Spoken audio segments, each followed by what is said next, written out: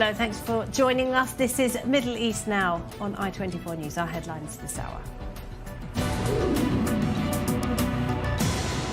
Protesters called on Israel's Prime Minister to push for a deal to free all the hostages as ceasefire talks continue in Qatar. Part of a Houthi missile falls on a Jerusalem home as the Yemeni group fires at Israel twice in 24 hours. And Hezbollah decries its weakened grip on Lebanese politics as ICJ Judge Nawaf Salam is named Prime Minister.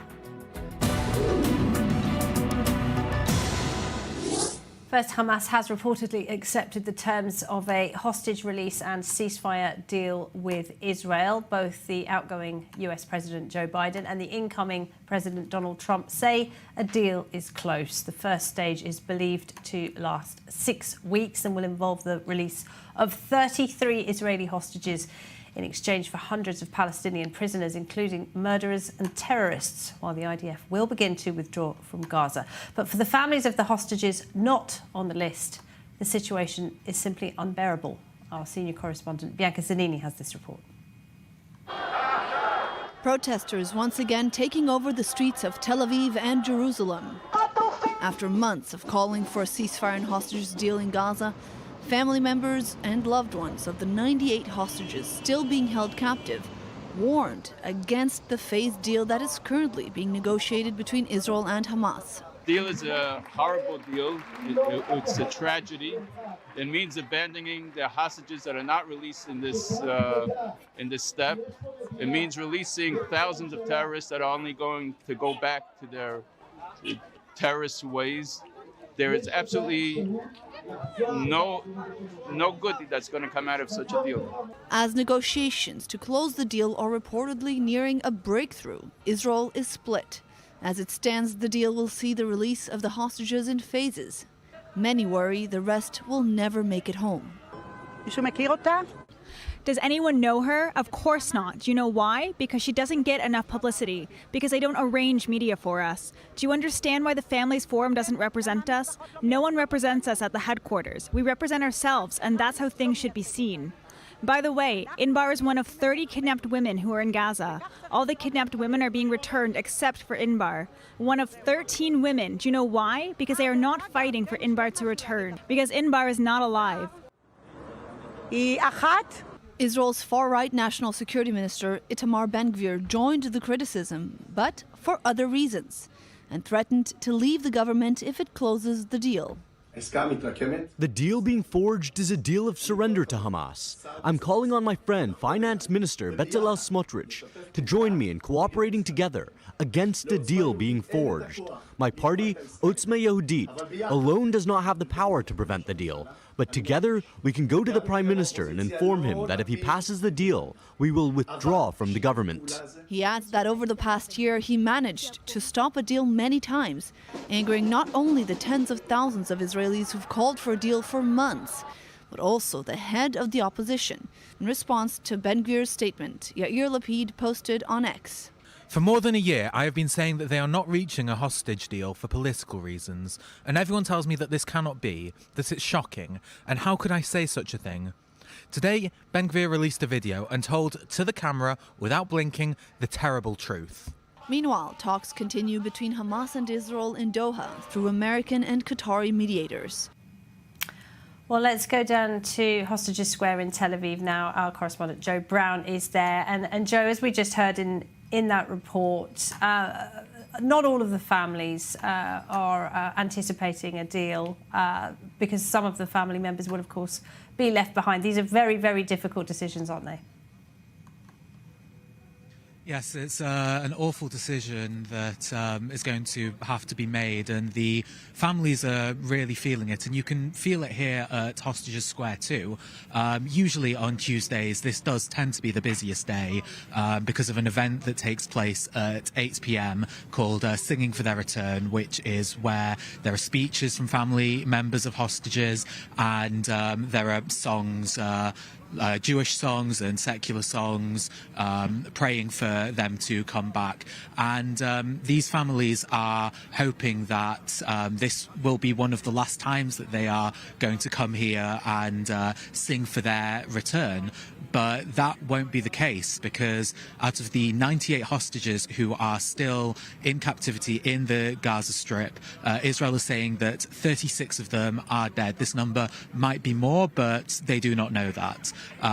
But there will still only be 33 who will be in the first phase of the ceasefire deal, who will be let out of Gaza. And this is what makes it so horrible, because not even Israel knows. In the list of names that was leaked to international media recently, there wasn't any kind of there wasn't any form of a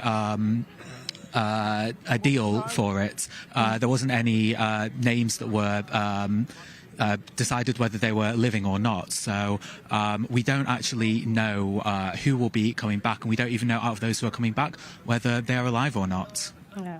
Horrible. Joe, thank you. Joe Brown there, down with the families of some of the hostages. Well, with me in the studio this hour, Shiri Fein-Grossman is a member of Forum Dvora, of Women in Foreign Policy and National Security. She's also the former head of regional affairs at the Israel National Security Council. Thanks for being with us, Shiri. Our Middle East correspondent, Ariel Osran, is with us as well. So, Shiri, horrendous choices to make. We're talking about 33 hostages being released in the first part of the deal. We don't know if they will be alive or dead. Hundreds of Palestinian prisoners will also have to be released. We don't know if that will include Nukhbas. There are many, many unanswered questions. But what is your sense at this stage? Do you think we are close to a deal? I think we are. I'm a bit afraid that Hamas is waiting for last minute to kind of not only terrorize the families even more, but to try to get this, this momentum as everybody's anticipating for a deal. Maybe it's building up for letting in another clause in the deal that can tear it apart, honestly. So we don't know. Everybody's keeping pressure on. Everybody is anticipating an answer soon. Look, we've talked about this many times in the past. National security is about bad to worse decisions. There's never a win-win. There's never good decisions or, there's a high cost to pay, essentially. Exactly. There's always high cost to pay. It's either high or low. It's never zero. And this is what we're facing. And yeah, there's a lot of questions to be answered about what has transpired in the last year.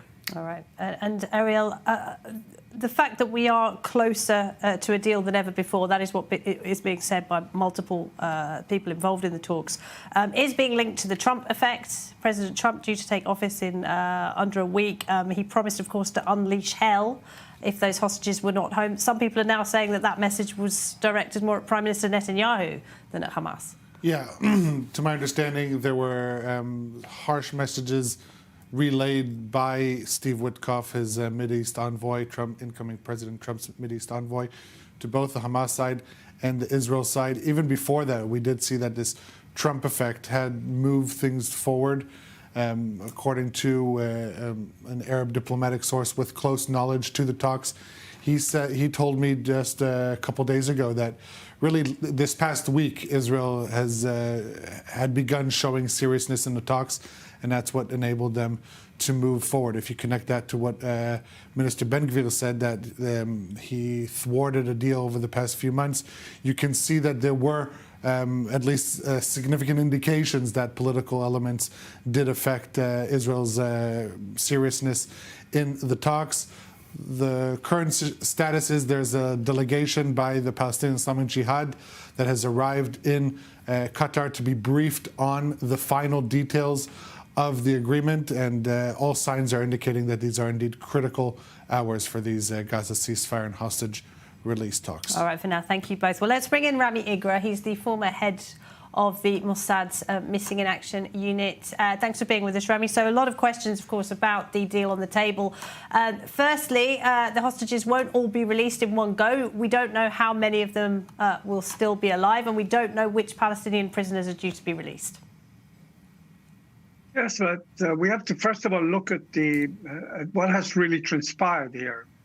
And what has really happened is that if Netanyahu does this deal, it means that Israel has surrendered to the Hamas after 15 months of fighting At the end of the day, Hamas stays in power. Hamas still is the sovereign in the Gaza Strip. Israel releases hundreds of murderous killers. And for this, Israel gets, at the end of the day, we do not know. We are sure that we're going to get 5 American hostages. And how and who are the others, nobody knows. And what are the other prices, nobody knows. I would think that this is Netanyahu's lowest low point in his history. The last time he made a deal with the Hamas was over Shalit, and the reason for that deal was the Israeli protest on the prices of cottage cheese. This time Netanyahu makes a deal which is horrendous for the future of Israel, because Trump is pressuring him. So do you think, just quickly, Rami, do you think that Israel should reject this deal then? I beg your pardon? Do you think Israel should reject this deal? Should it say no to this deal? There's no question. If Israel takes this deal, what are we going to look forward to? Hamas has been victorious. The meaning of Hamas being victorious to the rest of the Hamas in the West Bank and in Jordan is, this is the beginning of a new intifada, like we had after the release of the Jibril deal and like we had after the release of the Shalit deal. Haven't we learned anything? All right, but if I could just interject, supporters say this might be a last chance to get some of those hostages out alive. Isn't that in itself worth doing a deal? And also, Israel we don't know what level of security control the IDF will maintain around Gaza and will be free to act inside Gaza. You don't accept these as... First of all, Netanyahu, the primary demand of Hamas is that Israel will not be free to act in the Gaza Strip. And for this, there will be American guarantees. So Israel will not act and Hamas will continue being. The theory is that Egypt and Qatar will work to change the government in the Gaza Strip to another government. If you believe this, you believe anything. Now, the question again, and I've said this on your program in the past, what is the other way? The other way is a political way. Israel should have worked a long time ago for the change of government in the Gaza Strip, a new government, not led by Hamas, but led by the Palestinian authorities or other Palestinian elements. And the Israeli government, this right-wing Israeli government, is not willing to think of a new Palestinian state. And here we are. We're here surrendering to the Hamas. And I think that this is one of the only cases in history where a victorious army surrendered to the defeated army, sat at the negotiating table, and accepted all their demands.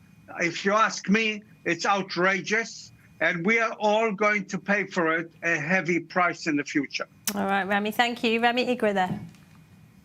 Thank you. Well, the fighting continues in Gaza ahead of an announcement of a potential ceasefire deal. Our correspondent, Emanuel Honora, is down in Ashkelon in the south of Israel. Emanuel, do we have an idea of what a partial IDF withdrawal from Gaza will look like, especially those strategic areas currently under IDF control, like the Philadelphia corridor? Right, and according to reports that have been circulating about negotiations of the ceasefire, the IDF is reportedly meant to withdraw from most of its positions in Gaza, except for very strategic areas, the Philadelphia corridor and also the Netzarim corridor. Now, both of these corridors are considered very strategic by the IDF. It allows them to operate in both north and southern Gaza. The Philadelphia corridor is along the border between Egypt and Gaza, and the Netzarim corridor is a width length of Gaza, is about 44 kilometers long, and allows the IDF to operate north in the northern and central Gaza against the Hamas terrorists in the area. Now, there are reports also that in a second stage, if of course the deal does reach a second stage, if the deal is even finalized, the second stage in that case the IDF would have to retreat also from both the Philadelphia and Netzarim corridors. But in the meantime, there's still very contentious points that still need to be ironed out. This is still something that Hamas and Israel are still trying to negotiate in their last hours, what seems to be the final round of these negotiations. And there is also the possibility of Emanuel, we're having a bit of a sound problem. Emanuel, thank you very much. Emanuel Honora there, down in Ashkelon.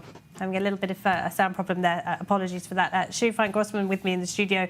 Shuri, just your reaction to everything you've just heard. First from Ramzy saying this is essentially a surrender to Hamas, and then what we've heard about the IDF withdrawal as well. Well, we need to frame, I think, a little bit of Ramzy's own wording. I think the point was that there was no alternative buildup of a different rule in Gaza, and he wanted to Palestinian Authority in there, which is politically not possible under this government. And, you know, I don't think even the proponents of the Palestinian Authority have like this plug-in solution where the Palestinian Authority comes and everything is pink and we have peace. I do think we're on it's either the end of the beginning or the beginning of the end, but we're in crucial and historic moments in the Middle East right now. We've seen the changes, the dramatic changes in Syria, in Lebanon just yesterday, in Iran, and everything's going on with Turkey. There is a big opportunity with the Trump administration, and how do you see how much leverage he has over extreme right-wing fractions in Israel? And I think this is the key play here. Israel needs now to go into this diplomatic warfare, financial warfare, where it stops money from getting into terror organization, where it delegitimizes terror groups. And if this diplomatic route fails and it publicly says we're going to give this not X amount of time, but a few preconditions. If the diplomatic route is not successful, we are forced into going into a military operation again. So we bring the ball into Hamas's court, to the Palestinian court, to make a real change. And let's remember, I just want to point out, more than 400 IDF soldiers have fallen in Gaza. I think that's a number that not many people are talking about as well when we're talking about potentially going back to war with Hamas in a few years. That's got to come into the again, if I have to stand up for I don't want to be in that role, but if I was the spokesman for the Israeli government, I'd say that the real change from May is the complete fall down of the Shia crescent strategic axis in the Middle East. And that's look at the bigger picture, right? It's a heavy price to pay, but in strategic levels, it's an important achievement. Okay, Ariel. Yeah, just regarding the withdrawal of Israeli forces in the first phase, they will retreat to 6 points along the border, creating a buffer zone of 500 to 700 meters. They will stay in also the Netzarim corridor, also the Philadelphia corridor, and in Jocharadik in central Gaza, there will be a 7th point, 1 kilometer long.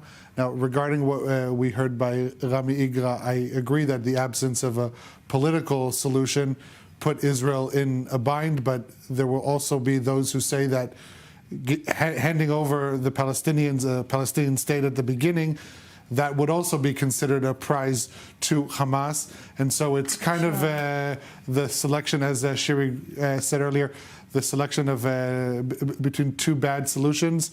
And I know that the families of the hostages, they want to see them come back. And the Israeli security establishment has unanimously said that it can absorb the security challenges that will be in light of this deal. They, together, all the heads of Israeli security agencies, they are supporting this deal that is being talked and discussed and is in its final stages right now. Okay, well, let's get the Palestinian perspective, because we're joined now by Hamza Hai. He's from Gaza originally and has himself been a victim of Hamas brutality in the past. Thank you very much for being with us, Hamza.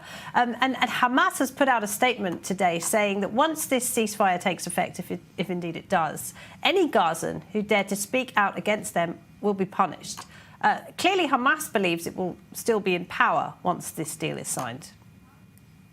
Yes, actually, I spoke with many Palestinian friends this morning, and they expressed how panicked they are, given that they already saw how Hamas treats those who criticize them. Even during the war, there are a lot of examples where the people are concerned, and there is also a legitimate concern for the people of Gaza, which is who's going to be the ruling party of Gaza post the war. Because if it's going to be Hamas, it's only a matter of time until Hamas starts a new war, a new October 7th atrocities. At least that's what the leader Ghazi Hamad said. And do you think that Israel should have made more of an effort to work with the Palestinian Authority and try and work with them and get them to take over in Gaza? Yes, actually, it might not be the best solution, but it's the best alternative in the meantime, given that the Palestinian civil movement is completely demolished by both the Palestinian Authority and Hamas. So there is no other option than working with the Palestinian Authority. Otherwise, Hamas is going to rebuild itself quickly, and they wouldn't wait for the Qatari money. They would invest they would rebuild their arsenal with the international donations, the same way they did it in 2014. We might see hundreds of terrorists and murderers, Hamas members, potentially Nukba members released under this deal. Hamas will try to paint this, of course, as a victory. Do you think it would be a victory for them? Actually, if those with the blood on their hands were sent to Gaza or the West Bank, yes, this would be a victory for Hamas. This would be, we are talking about 93 people who were convicted with more than 15 years. So we are talking about approximately 93 Sinwars going back again.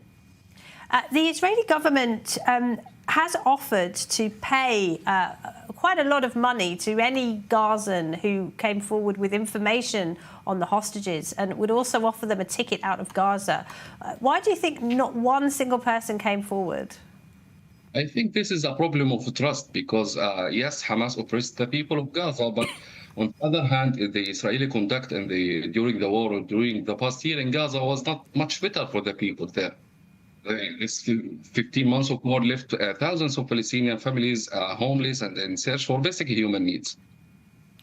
So Hamas will paint this as a victory, but for the people of Gaza, it's hard to see how it's a victory for them. As you say, infrastructure has been destroyed in Gaza, many people killed, many civilians suffering. What do you think it will take for people to rise up against Hamas? They already were planning to rise up against Hamas today. Actually, the movement was planning to do a protest against Hamas, but due to the ceasefire talks, the people stopped doing that. And I think we have an opportunity in Gaza, given that, at least according to the most recent research, there is less than 50% support for Hamas in Gaza. Hamza Hai, great to talk to you. Thank you very much. Thank you.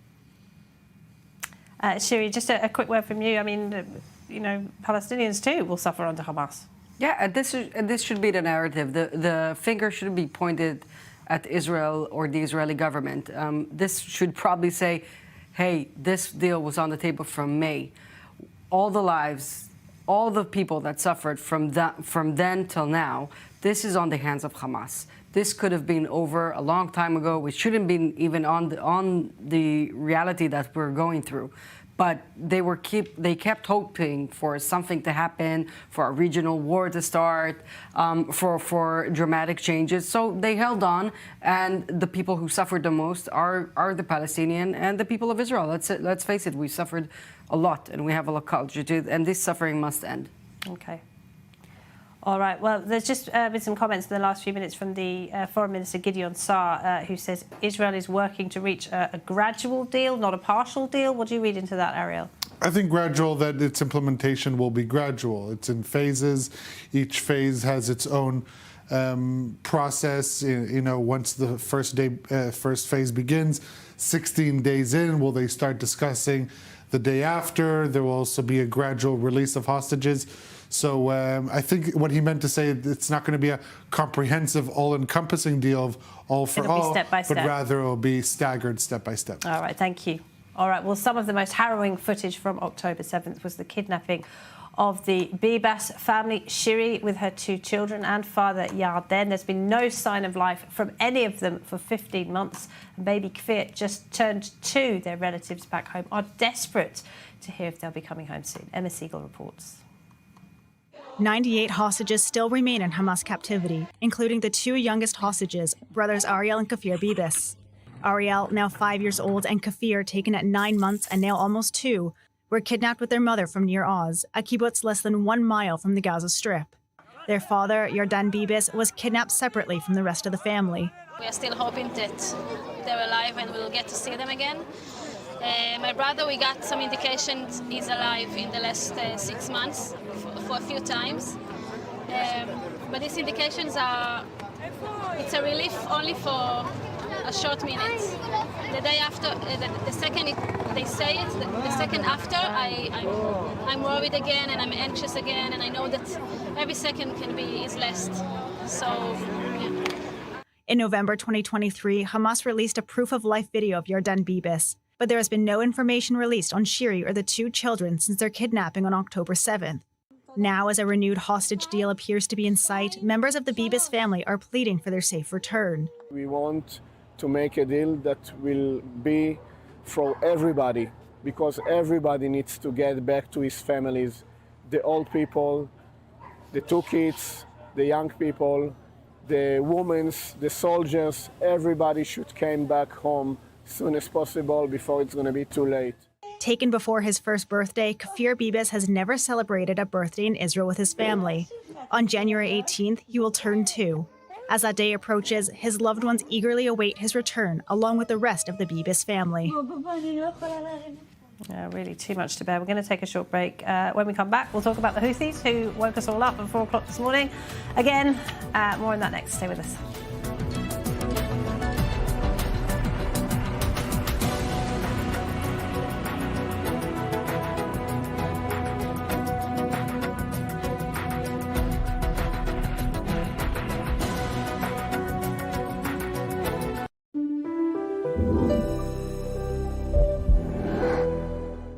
Bad posture. The ever-increasing hours we spend sitting, working, and even while trying to relax at home is twisting our vertebrae out of alignment and creating strain and pain on muscles, ligaments, and joints. A scientifically designed spine and back support device that uses precision biometric technology to perfectly align the back and spine for all-day comfort and support, creating perfect posture for your back every time you sit down. Now features extra-wide acupressure comfort pads, as well as an extended height back panel for even more support, making it perfect for all body types. Also features a precision wing design that perfectly cradles your back and spine with amazing ergonomic support that leaves you feeling refreshed and energized even after sitting all day.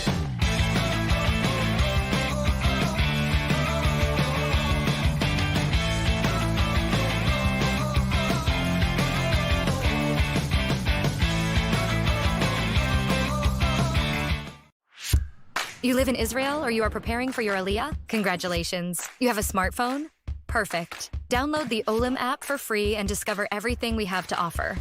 Booking medical and administrative appointments, bills paying, debt verification, instant translation, contractor recommendation, request tracking, and much more. And if you can't manage it on your own, our team speaks your language and assists you with all your procedures in Israel, starting from 199 shekels per month, unlimited and for the whole family. Don't hesitate any longer. Download the app or contact us.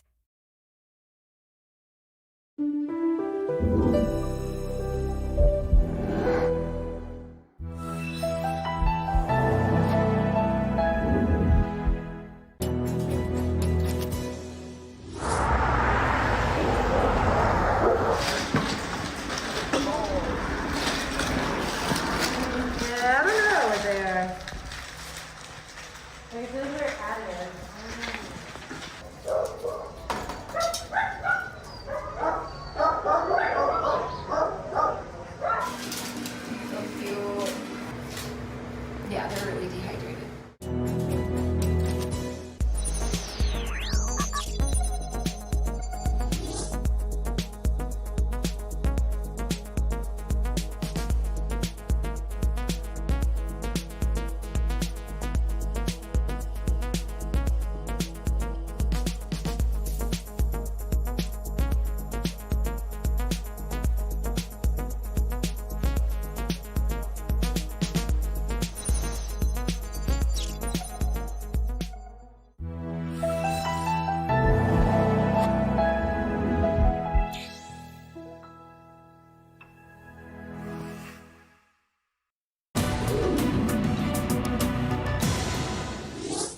Welcome back. Yemen's Houthis fired missiles at Israel twice in the past 24 hours. Israelis across the country were woken up by the sirens at 4 o'clock this morning, and a large fragment of a missile fell on this house in Jerusalem. Miraculously, no one was hurt. In fact, the owner said she didn't even notice this gigantic fragment until the next morning when she went out for a walk. True blitz spirit, really incredible. OK, well, the Houthis are the last active arm of Iran's so-called axis of resistance. US, UK, Israeli airstrikes have all so far failed to deter them. Joining us now, Dr. Elizabeth Kendall is a Middle East expert, and she's the president of Girton College at the University of Cambridge. Thank you very much indeed for being with us, Dr. Kendall. So, I mean, the Houthis claim, of course, that they are acting out of solidarity for the Palestinians. Of course, they haven't saved a single Palestinian life. But this is more about domestic politics for them, isn't it? Yes, it is. I should say that Houthis are not entirely devoid of ideology. Their slogan has, for the last 20 years at least, included the words death to America and death to Israel. But yes, absolutely, it's very opportunistic for them. What they actually want is access to resources like oil, gas, ports, and they want recognition. And by that, I don't necessarily mean a seat at the UN, but they want recognition in the media, they want publicity, and of course, they play to their domestic base through this. Now, if you remember, for them now, war is a way of life, so they have no experience of peace for the last 20 years. They don't hanker after it. They just want to further their own domestic ambitions. And have they been affected at all by the weakening of the other arms of the Iranian axis and, of course, Tehran itself? Well, they will stand to lose long-term by the weakening of Tehran and the members of the Axis of Resistance. But for now, it was always Iran's intention to empower and enable the Houthis. They can just continue to act independently. They can produce arms domestically, albeit they won't be of the same caliber or sophistication as those that have been coming from Iran. And so certainly there'll be some slow degradation with their arsenal and with their ability to hit and target Israel more precisely. But on the other hand, they could also see this as a little bit of an opportunity for them. They've always hankered after more of a leadership position within the Axis of Resistance. This could be their moment, and they are building off tangential relationships elsewhere outside the Axis with actors like the Al-Qaeda affiliate in Somalia, Al-Shabaab, and also with elements of Al-Qaeda in the Arabian Peninsula, as well as with some international powers like Russia. Is there any internal resistance to the Houthis, and is there any way the world can support the opposition? Yes, there is internal opposition to the Houthis inside Yemen, definitely in the form of the Presidential Leadership Council and its affiliated government, which is the internationally recognized government of Yemen. The issue with that opposition is that the anti-Houthi opposition is quite divided amongst itself at the moment. So what the international community would have to do would be to build bridges between the different factions within the anti-Houthi coalition, and then also to align the regional actors such as Saudi Arabia and the United Arab Emirates and also Oman, who support elements inside that internationally recognized government to all head towards the same goals. They've faced down the Saudis. They're harassing world trade. But what would you say then, in conclusion, is their grand plan? Is it to take over Yemen completely? Do they have territorial aspirations beyond that?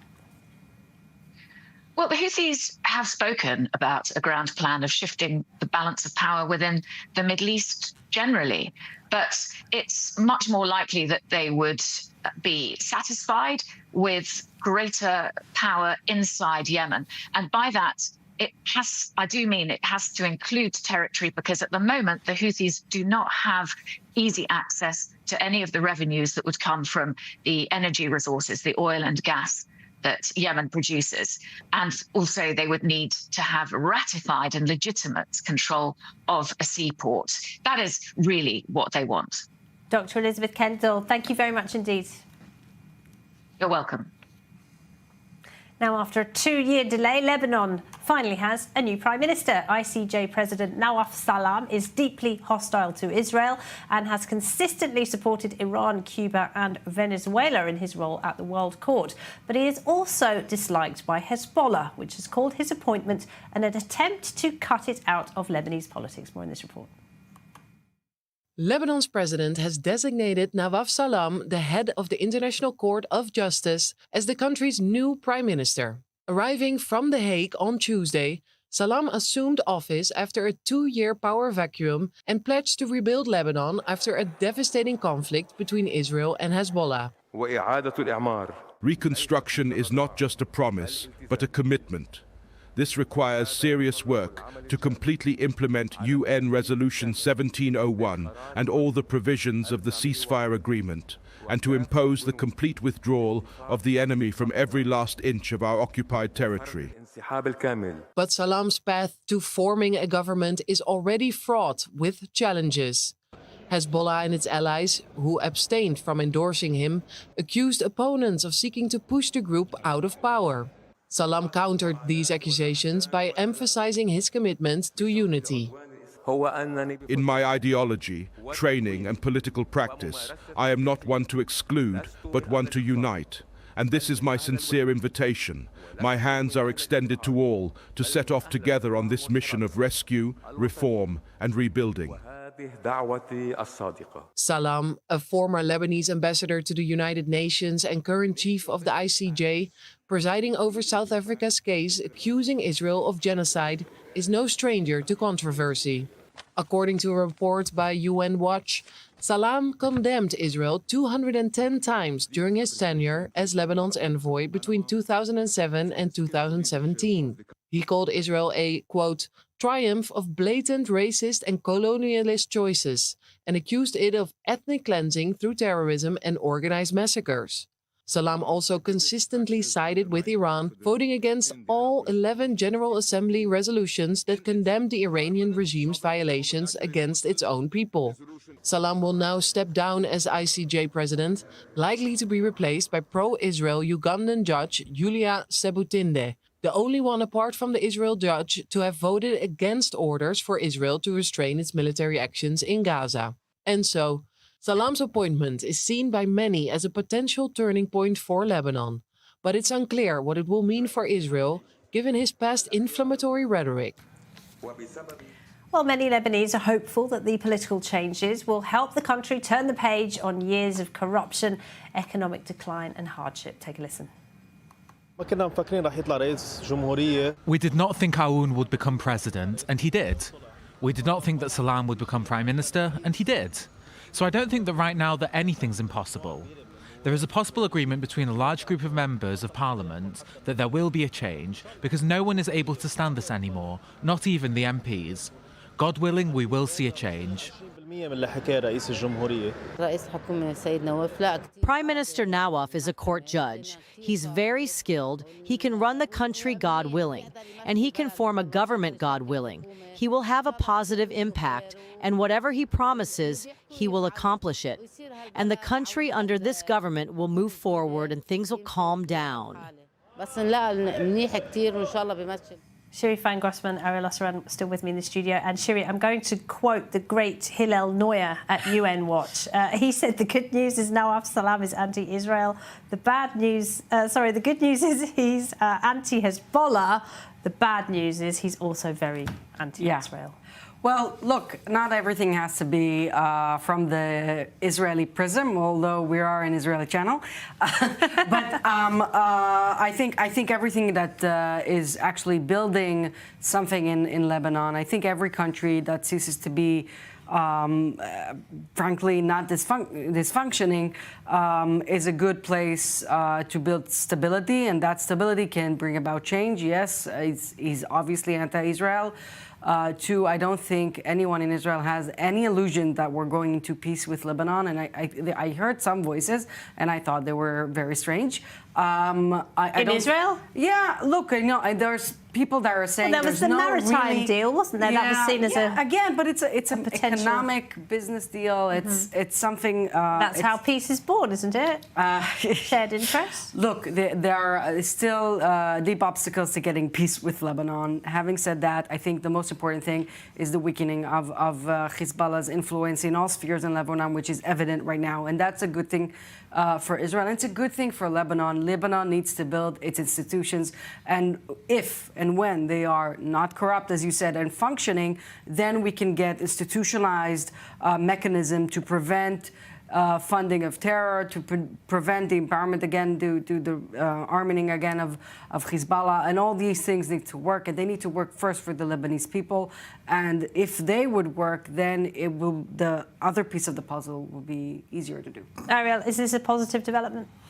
It depends on who you ask. If you're asking Hezbollah, all signs lead to the fact that no, this is not good for Hezbollah. If we could put up that picture of the three leaders meeting today in Bab, the palace for the first time, I think it's telling, because in the middle you have Joseph Aoun, the new president. On the right side of the screen, you have Nawaf Salam. They're engaged in discourse. They came to change. On the left, you have Nabi Berri. He's been there for decades. He represents Amal, the other leg of the Shiite duo, and he does not seem happy. He did not seem happy also during the inauguration of Joseph Aoun, and I think it is very telling to the atmosphere coming out of the Shiite duo. And this evening, Sky News in Arabic reporting that MPs, Lebanese parliament members from both Hezbollah and Amal have said that they will not take part in consultations in parliament to form a new Lebanese government.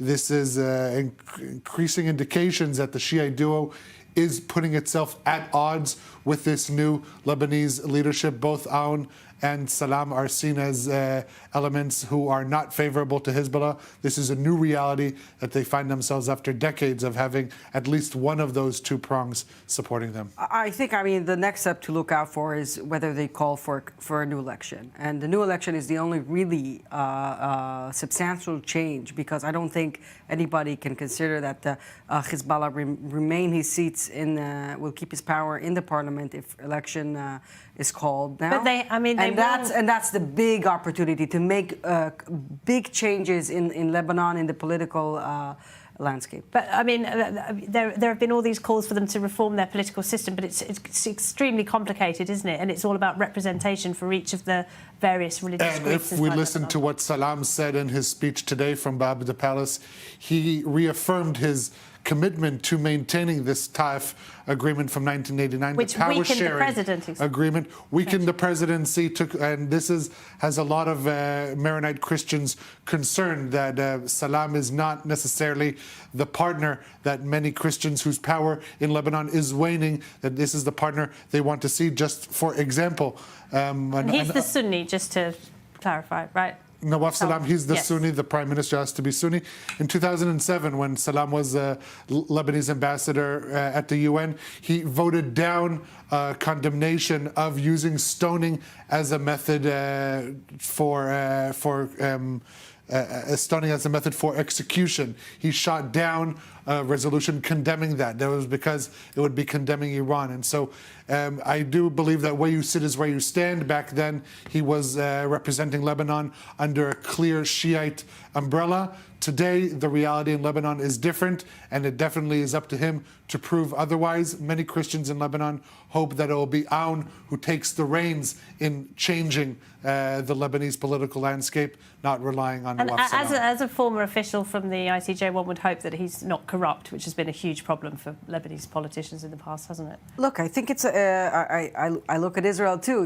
If we bring a bureaucrat to run the government, maybe it's not such a bad thing, and that's the kind of the step we need to look for. And look, I think again, if elections are called, and I think there's a huge opportunity for the Christian population in Lebanon. If there is a Lebanese diaspora, and we know this from researching Africa and other places around the world, the diaspora of that country has a lot of power, and we see we have one in the American administration right now. has a lot of power to come and strengthen the country. If the Christian population can come back to Lebanon with its powers, with its economical strength, and take back the country to other places, to better places that it's seen in the past, that's a real opportunity. Interesting. All right. Well, the decline of Hezbollah and Iran's influence over Lebanon has opened the door for the moderate Arab Sunni states to re-establish ties. A high-level delegation from the United Arab Emirates was in Beirut today to oversee the reopening of the Emirati embassy after it was closed back in 2021. The Emiratis and the Saudis closed their embassies then, citing Hezbollah's dominance of Lebanese politics. Let's go to Dubai. We're joined by our correspondent, Bastien Bourri. So the UAE moved in pretty quickly following all these changes. Yes, Lebanon was a country where the influence of the UAE and other Gulf countries like Saudi Arabia was sort of waning. It was declining. Until a few years ago, Abu Dhabi and Riyadh still had a pretty strong hold there via the Hariri family, that big Sunni family that pretty much monopolized power in Beirut for several decades. But Rafiq Hariri was assassinated 20 years ago by Hezbollah, namely, and his son Saad, who also has Saudi nationality, by the way, has not been Prime Minister of Lebanon since 2020, and he's not coming back anytime soon. So, and Mohammed bin Zayed and bin Salman, the two Emirati and Saudi leaders, are using this opportunity to advance their pawns in Beirut, and probably the first implication of this embassy reopening will concern trade between the Gulf countries and Lebanon, and in particular all Gulf citizens and entrepreneurs who live part-time in Lebanon and do business there. Well, even before Hezbollah's war with Israel, the Lebanese economy was on the brink of collapse. Are the Gulf states preparing to sign some big checks, do you think? A lot of investments and all types of investments. It goes all the way to food products, of which Lebanon is a major exporter and which represent a significant financial windfall for the country. Qatar, for instance, not long ago had decided to ban imports of Lebanese spices. We know that Beirut is, again, a big exporter, but these goods were supposedly posing health risks considering their pesticides and bacteria contents. This was revealed by analysis of samples taken in Qatar. Saudi Arabia had also banned the import of Lebanese fruits and vegetables because of large quantities of drugs that were seized by the Saudis. So it was a hard blow for the Lebanese foreign trade. And now, yes, the diplomatic relationship between all these countries is in better shape, and we can already see that the Gulf states are also starting to invest again, notably in the health sector and food security sector in Lebanon. So how can we imagine then that renewed ties with the moderate Sunni countries will affect Lebanon overall? From the UAE and other Gulf countries' point of view, helping Lebanon means preventing as much as possible the spread of misery, because Hezbollah has a well-known record in its matter, that of thriving on a population of which more than 75% live below the poverty line in Beirut, but also in the north, in Tripoli, in the south of the country. Many stores are empty, many people are wandering in the streets without work, and they are sometimes just picked up either by Hezbollah and jihadist groups. So that's why the Gulf countries want to prevent. Bastien, thank you very much. Bastien Bourri there over in Dubai. Well, the overthrow of Bashar al-Assad in Syria has had a ripple effect across the region. In Egypt, for example, which is about to mark 14 years since the ousting of the former President Hosni Mubarak. Well, pro-regime media in Egypt has been strongly critical of Ahmed al-Sharaa, the now de facto leader in Syria, while an Egyptian expat has been trying to stir up a popular revolt from Syria. Let's go to Cairo. We're joined by journalist Joost Scheffers. So, Joost, the expat I'm referring to is Ahmed al-Mansour, and he's been posting some very inflammatory material about President al-Sisi, hasn't he? Who is he exactly, and what does he want? He is indeed an expat. He is an Egyptian living abroad. However, he traveled to Syria in 2013 to fight with the rebels, with Islamic rebels, against the rule of Bashar al-Assad. In the recent years, he joined the HTS movement, Hayat Tahrir al-Sham movement, who just took over power in Syria, and he became quite prominent there as an Egyptian, fighting against Assad and basically causing a revolution and toppling Bashar al-Assad regime, taking over the whole country. We all know what happened there. However, from there, he started to post videos saying that Sisi, your turn is next. Sisi, you should be the next. We should have more revolutions in the country. And the Egyptian state media, basically all the media in Egypt, is being controlled by the state. Even started to address his intentions and basically, therefore, taking his word seriously. What kind of precautions then are the Egyptians taking ahead of this very sensitive anniversary to mark the uprising? Yeah, since day one, since Bashar al-Assad fled the country and HTS took over, Egypt started to take precaution measures. They started to deploy massive amounts of security on the street. You'll see like riot police standing everywhere because above all costs, they want to prevent to have any new type of protests in Egypt. When Sisi took over power in 2013, when he ousted Muslim Brotherhood President Mohamed Morsi, he knew that there was always a threat from within, whether from his soldiers, whether from generals in the army, whether from people on the street, that they could revolt against him. And by all means, he wanted to make sure that another revolution would not happen again in Egypt. So since day one, massive security has been deployed. It has been a huge crackdown, and especially since the change of rule in Syria, Egyptians have seen a lot more police on the street, and that will also be the case on January 25, when it's the National Revolution Day, where they remember that President Hosni Mubarak was ousted 14 years ago. Joost, thank you very much. Joost Scheffers over in Cairo.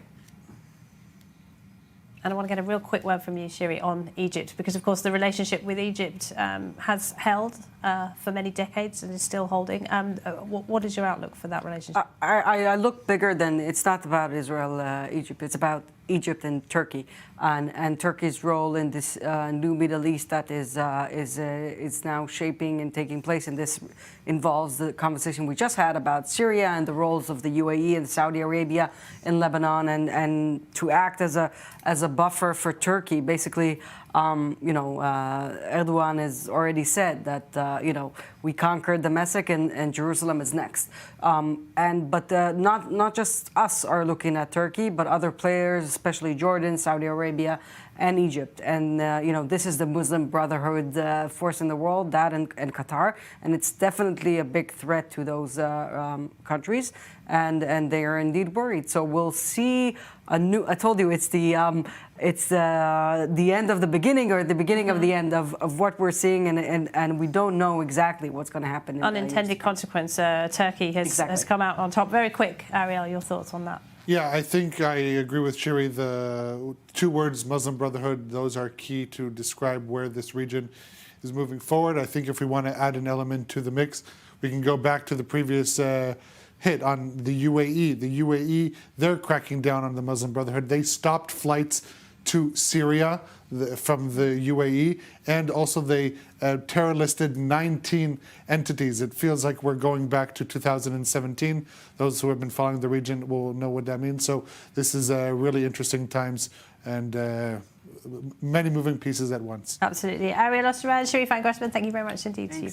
Well, we will end in Syria, where an American journalist who was abducted in 2012 is reportedly still being held by pro-Assad forces. NGOs are working to locate Austin Tice. More in this report.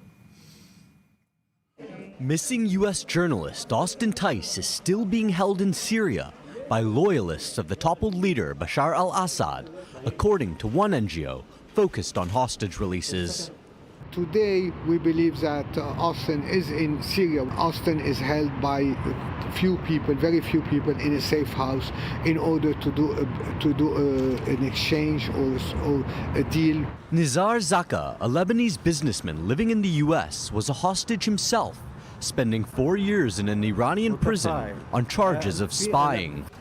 He has traveled to Syria multiple times following Assad's ouster in a bid to track down Tice, a former U.S. Marine, and a journalist who was abducted in 2012 while reporting in Damascus on the Arab Spring uprising against Assad. We were hoping that HTS will help us more, but unfortunately HTS did not help us because they had their own concerns. I am on a daily contact with the family of Austin. Every morning we talk, Deborah and I, and she gives us all the power and the support for us to make it happen, to find Austin and to work for Austin. She's a great woman. Tice was detained at a checkpoint in Daria near Damascus. He managed to escape from his cell a year later, but was soon recaptured, likely by forces who answered directly to Assad, U.S. officials say. U.S. Special Presidential Envoy for Hostage Affairs, Roger Karsten, said Washington would work with Syria's interim authorities to track down Tice. Well, that brings us to the end of this edition of Middle East Now. Many thanks for watching and stay with us on I24 News. Nicole Zedek is up next with the rundown. She'll bring you all the very latest on what we know so far about that potential ceasefire and hostage release deal that is being discussed in Qatar. Stay with us.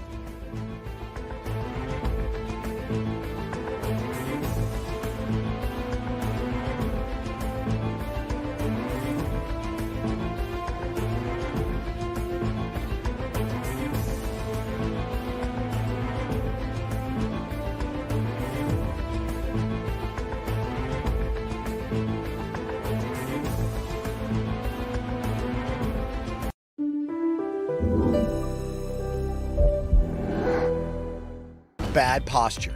The ever-increasing hours we spend sitting, working, and even while trying to relax at home is twisting our vertebrae out of alignment and creating strain and pain on muscles, ligaments, and joints. A scientifically designed spine and back support device that uses precision biometric technology to perfectly align the back and spine for all-day comfort and support, creating perfect posture for your back every time you sit down.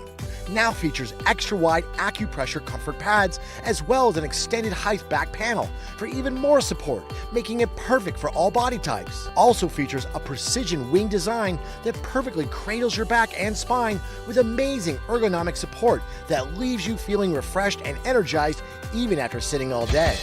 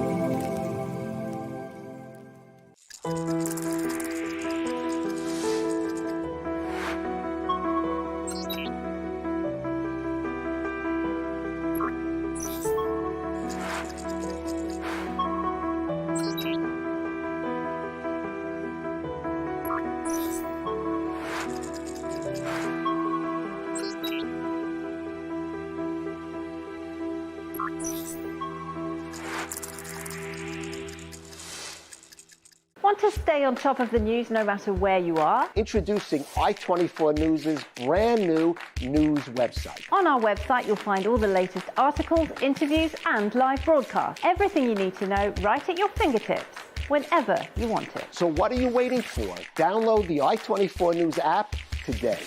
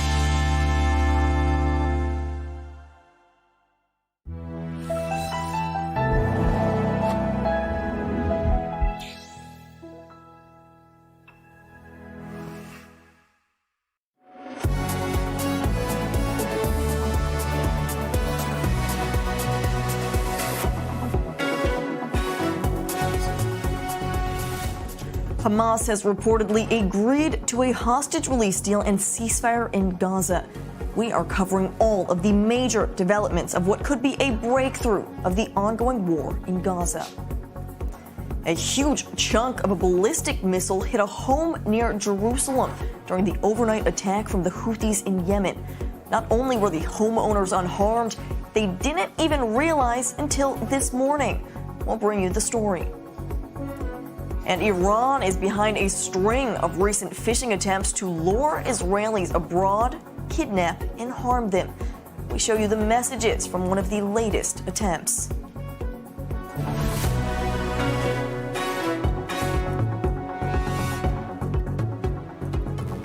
This is the rundown on I-24 News. I'm Nicole Zedek. Thanks for joining us this evening. Our top story is the major movement towards a hostage release deal and ceasefire in Gaza.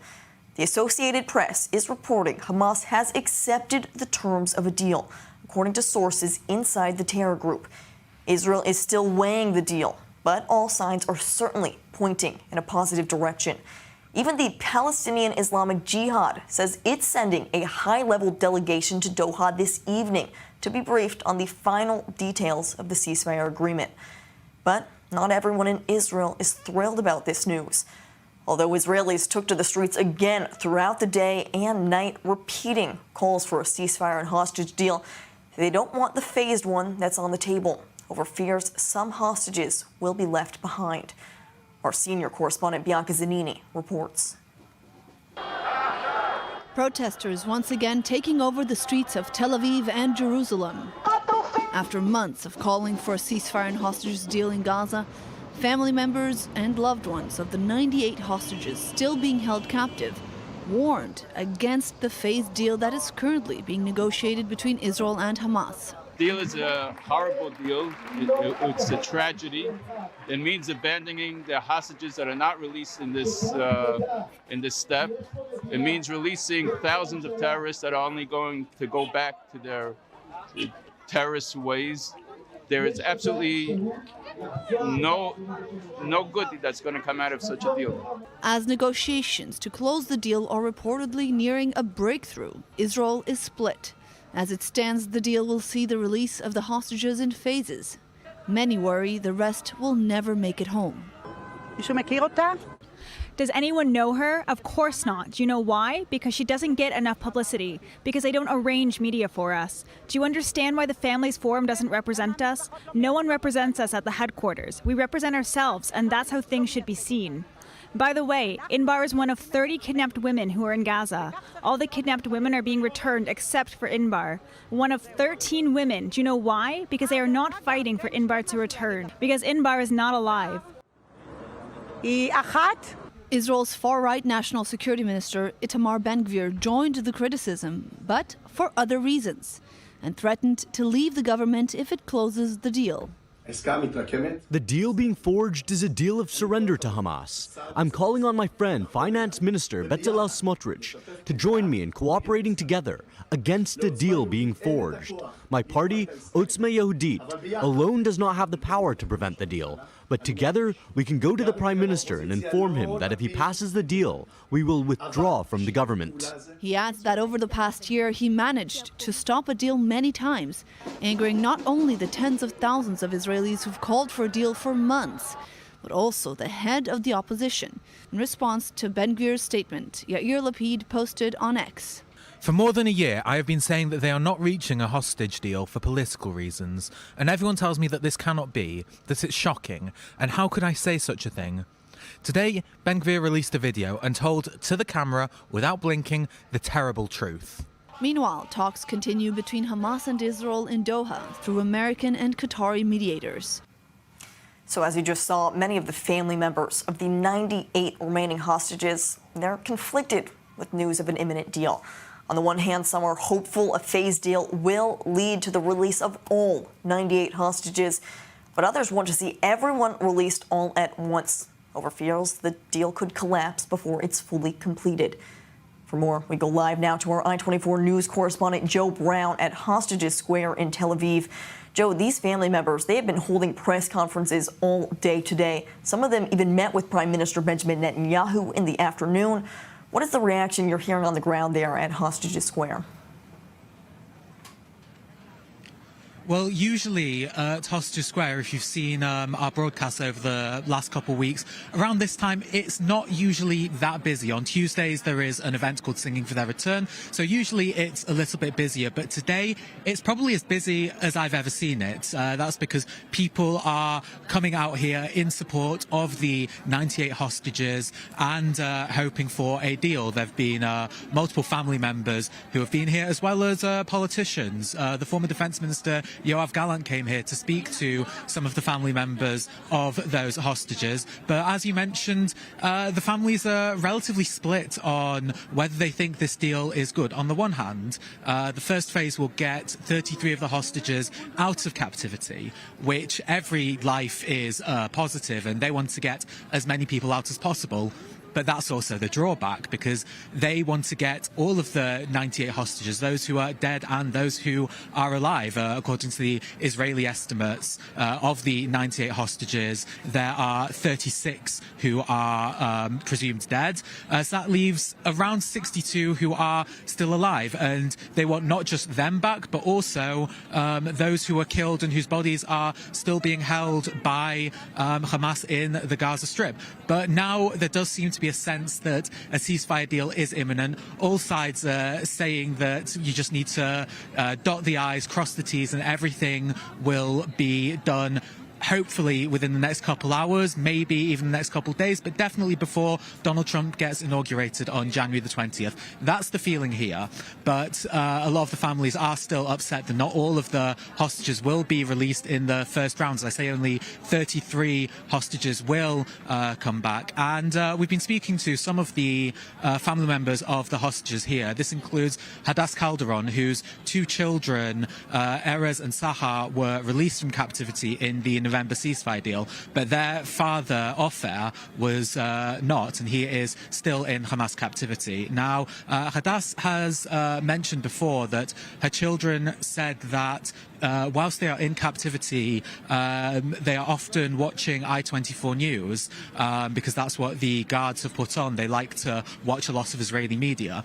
So when we spoke to her earlier, she wanted to address the cameras directly in case Ofer is watching. Here's what she had to say. I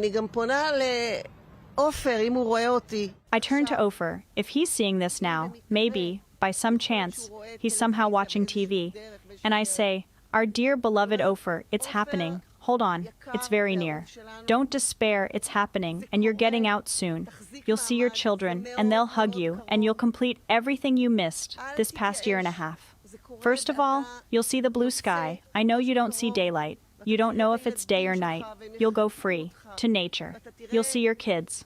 Your son Erez celebrated his bar mitzvah, and you were greatly missed. Your daughter is studying and moved apartments.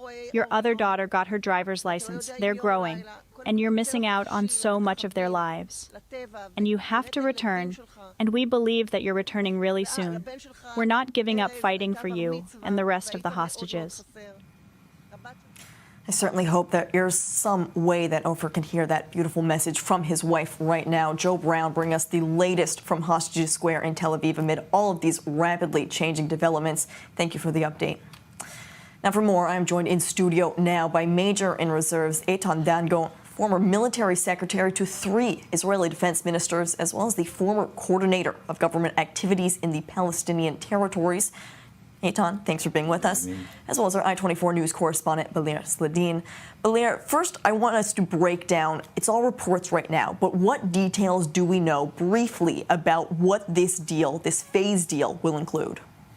Exactly. It's a phase deal. In the first phase of the deal, it's going to start with the release of 3 hostages, and in total there will be a release of 33 or 34 hostages. Different reports are saying different things about that specific thing. Then in this deal, we can see that Israel did not give the guarantees to Hamas that it will not resume fighting after the end of the first phase of the deal, something that was a red line for Israel. Another red line that Israel did not cross is the fact that the Israeli troops will not leave entirely, at least the Philadelphia corridor, will not entirely leave the Netzarim corridor, and will also be, I don't know how to call it exactly, but like a committee or a body that will actually monitor who's going to be able to go back to the north of the Gaza Strip from those Gazans that were evacuated. From what I understand, it's going to be a Qatari Egyptian body. Not exactly, no one exactly explained how that's gonna work. And again, that's something that Israel wanted as well, and it's getting in this deal. But for the matter itself, that maybe hundreds of thousands of Gazans will go back to the north of the Gaza Strip, will make it very hard for Israel to resume fighting, and that's maybe the thing that Hamas is actually gambling on in this current deal. And in general, there's going to be a discussion about the second phase of the deal on the 16th day. If parties did agree on how the second phase and the third phase is going to be, then the deal itself will continue until the second phase or third phase, and then all the hostages would be released. But I doubt it if that's going to be happening, because after all, I guess Israel's going to ask for Hamas to actually disarm itself and entirely give up on the governing of the Gaza Strip, something that we need to wait and see what's going to happen also in regards to the post-war Gaza committee that Blinken talked about and the Egyptians also talked about. And so when it comes to this, we are already seeing this internal divide even here in Israel. And so, Eitan, when we're hearing the details of this deal, nothing necessarily new from when this proposal was first delivered from the Biden administration back in May.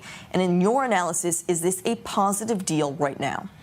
I think it's the best that can be achieved in this time. And you have to look and compare between May to now, things has been changed.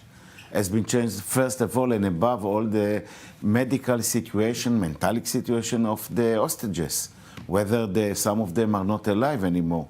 So this is the super goal. And in this super goal, when you are looking, it looks like the same.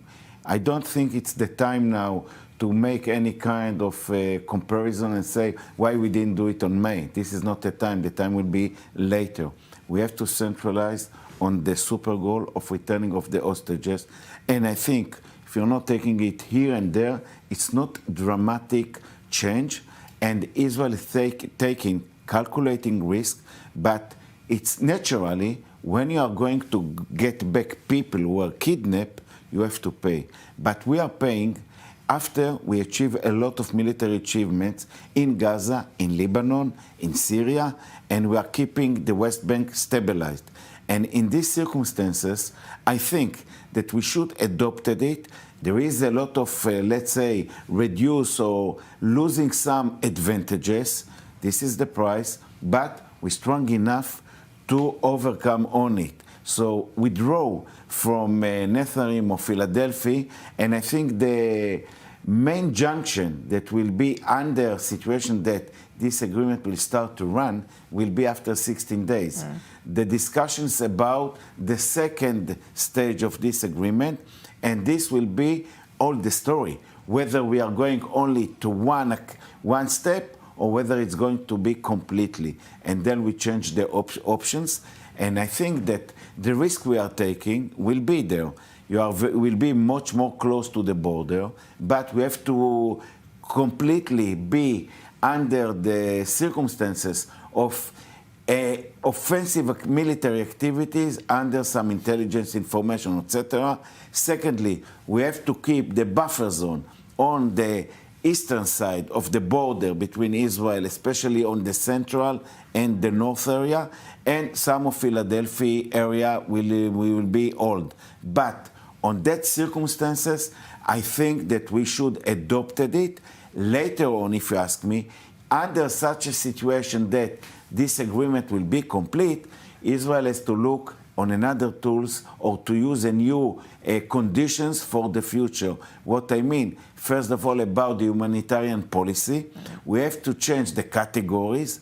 Secondly, later on, about coming back and rebuild again Gaza, that is the story that we have to put conditions very clearly without Hamas, and also to press about the money that finance activities that Hamas get, etc. But for now, we have to adopt the positive. We have to adopt it. We have to take the calculating risk.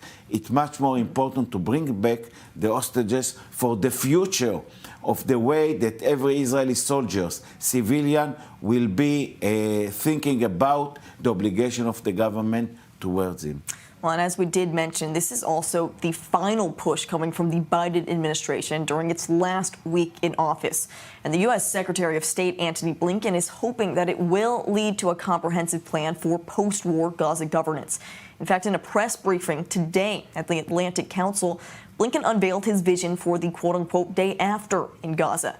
Now, nothing necessarily new was said, but he reiterated the Biden administration's desire to see a reformed Palestinian Authority take over Gaza and hopes for an eventual Palestinian state. We sought to end the war in Gaza in a way that will lay the foundation for enduring peace, as well as to advance the legitimate aspirations of Israelis for lasting security and Palestinians for an independent, viable state of their own. 1 month into the conflict, at a meeting of G7 foreign ministers in Tokyo, I outlined principles that the United States saw as essential to achieving these goals. The principles included a Gaza never again ruled by Hamas or used as a platform for terrorism or other violent attacks. New Palestinian-led governance, with Gaza united with the West Bank under the Palestinian Authority. No Israeli military occupation of Gaza or reduction of Gaza's territory. No attempt after the conflict to besiege or block it. And no forcible displacement of Gaza's population. These principles also called for establishing a sustained mechanism for Gaza's recovery and reconstruction, and for creating a pathway toward Israelis and Palestinians living side by side in states of their own, with equal measures of security, freedom, opportunity, and dignity. For more, we go live now to our senior U.S. correspondent, Mike Wagenheim, joining us from the State Department in Washington. Mike, nothing necessarily new coming from these statements from Blinken, and so what exactly should we be making from this, one of the last statements to be coming from the Biden administration? Yeah, it wasn't exactly an unveiling of the Biden administration's plan, but rather sort of a packaging of it in a different medium. There were two things that stood out for me in the Blinken address today to the Atlantic Council. One of them was that there was a U.S. assessment that there were just as many Hamas militants who have joined the organization since October 7th as have been killed. That's the first time that that assessment has been stated publicly by the Biden admin, to my knowledge. The other thing was that Biden alluded that the recent agreements that the Biden admin has reached with Saudi Arabia in terms of defense cooperation and other pacts have kind of teed up potentially a normalization between Israel and Saudi Arabia, possibly in the administration to come. So I think those two things kind of stood out as some things that haven't been stated before by the Biden admin. Otherwise, it was simply a restatement of the day after plan. And the day after plan is something that the Biden admin has not gotten the Netanyahu government to tag along with in any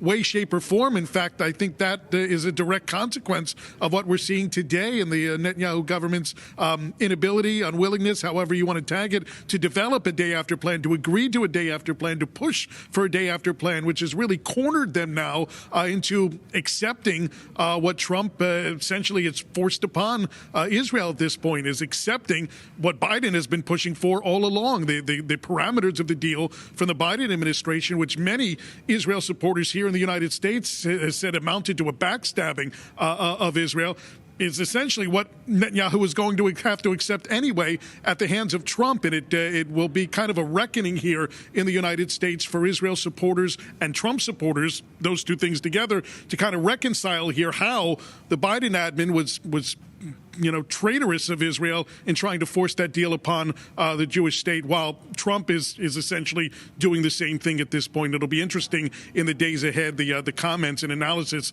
coming out of the pro-Israel Republican community here in the United States as to how they're going to reconcile those two things together. Mike Wagenheim unpacking the latest statements come out from Secretary of State Antony Blinken. Thanks for that update from Washington.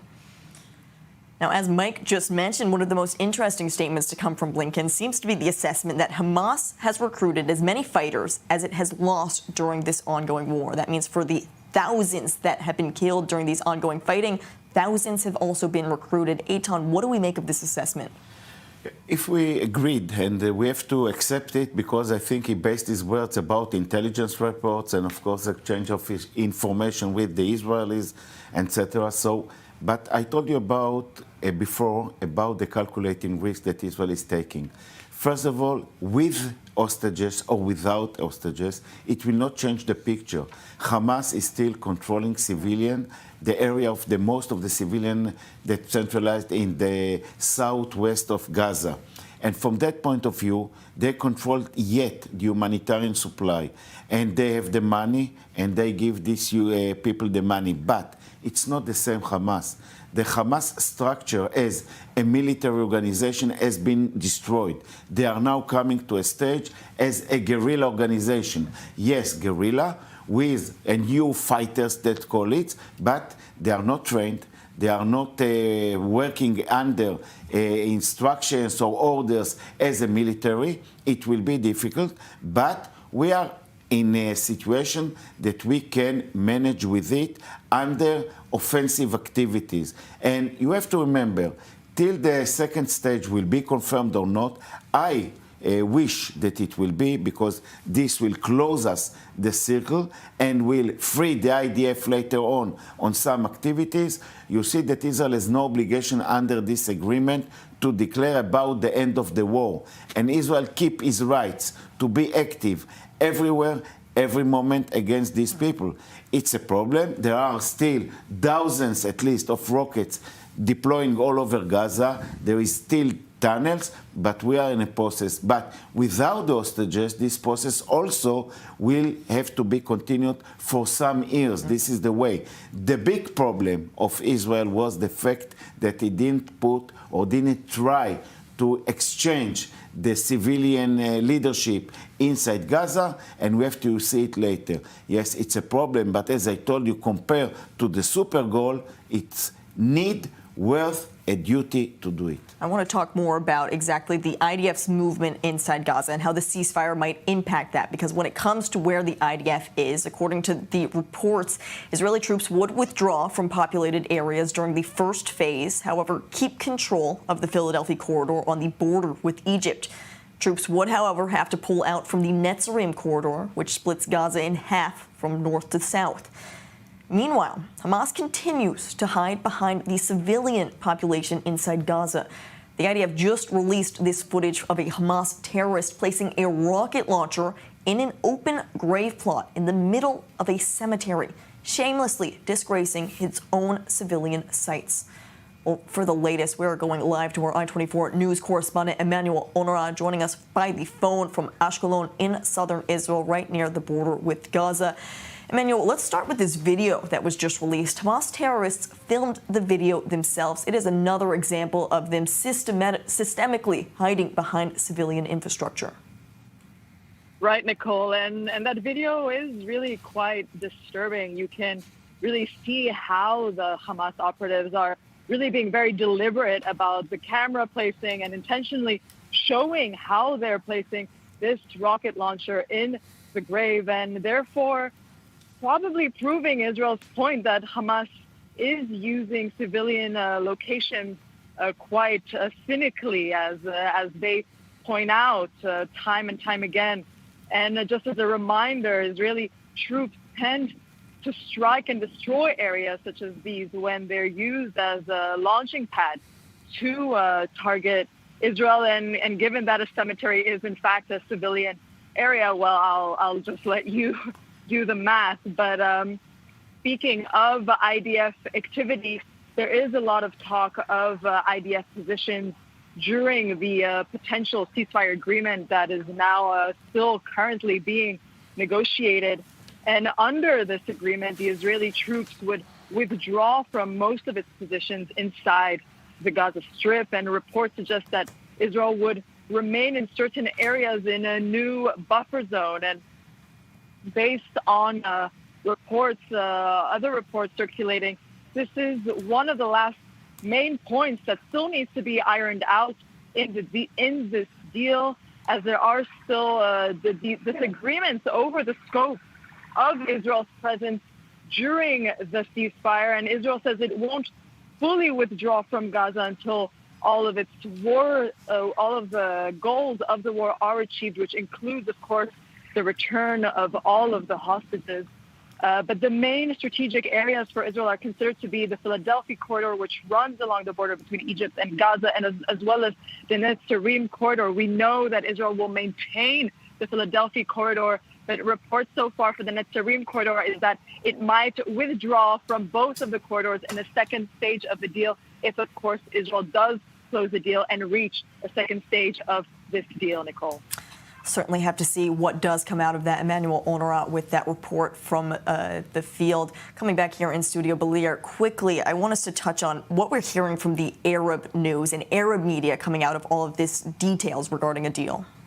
Yes, I would say that just like us, they are confused as well. Like in the Israeli side, everyone is confused. They're not sure about the demands and exactly the terms of this deal, or whether we're talking about a partial deal that is a temporary ceasefire or a permanent ceasefire. This is the basic thing that they are demanding to know, but they are yet to be informed about this from Hamas's side. Now, among this confusion, also we see that, of course, Gazans are yearning for anything, actually, anything that comes as a result of it, any ceasefire, that the attacks or the war or the fighting will stop. They are willing to accept it. That's what I see on Gazan social media. That's what people from Gaza also that I talk to tell me as well. They are willing to do anything just to make this fighting stop after these 15 months of fighting and the dire conditions there. And now, Hamas, over the past few days, I would say, changing actually their tone, and this is for a reason. They're not talking anymore about yes. We'll get back to this. We actually have to go out for a quick break here on The Rundown. We're going to continue to unpack exactly what this reports could mean. Stay with us on The Rundown.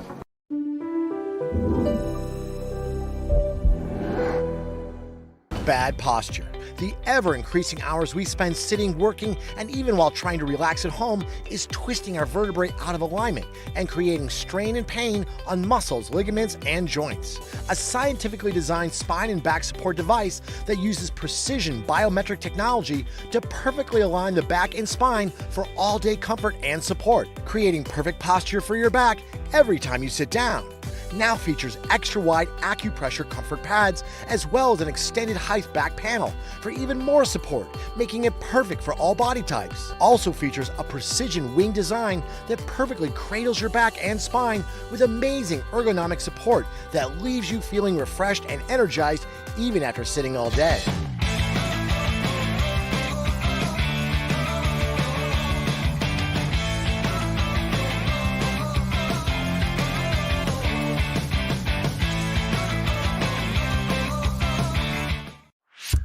You live in Israel or you are preparing for your Aliyah? Congratulations. You have a smartphone? Perfect. Download the Olim app for free and discover everything we have to offer. Booking medical and administrative appointments, bills paying, debt verification, instant translation, contractor recommendation, request tracking, and much more. And if you can't manage it on your own, our team speaks your language and assists you with all your procedures in Israel, starting from 199 shekels per month, unlimited and for the whole family. Don't hesitate any longer. Download the app or contact us.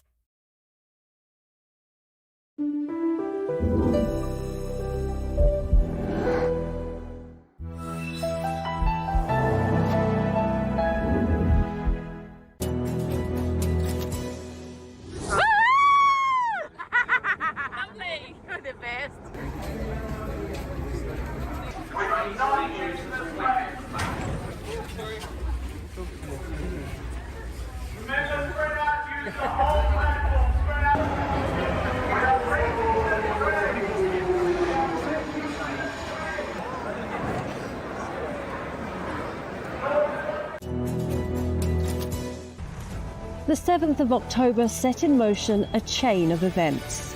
Today, Israel's enemies are severely weakened, but not defeated, and the balance of power is shifting.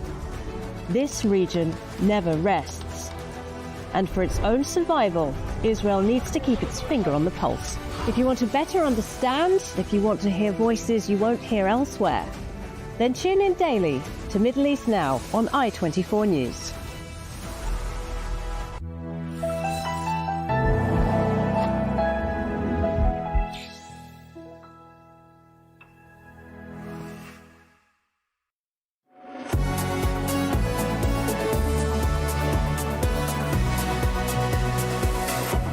Welcome back to the Rundown on I24 News. Right before the break, we were discussing the reactions coming out from inside Gaza with news that an imminent hostage release deal and ceasefire could be taking place. What was also interesting is the internal dialogue here in Israel. I want to go back to our correspondent, Balir Sladin, as we were talking about this right before the break. But Balir, what is very interesting is all of the internal disputes, specifically inside Israeli politics right now. Inside Israeli politics, inside the families of the hostages, inside just regular Israelis, of course. But let's start with the political arena. Of course, Ben Gvir and Smotrich are saying that they will not vote for this deal. But from what we understand, efforts are being made right now by the Likud party, by Prime Minister Benjamin Netanyahu, to convince at least some of the ministers that belong to the parties of Ben Gvir and Smotrich in order to actually vote in favor of this deal. Netanyahu wants to make it look like everybody actually approves this deal and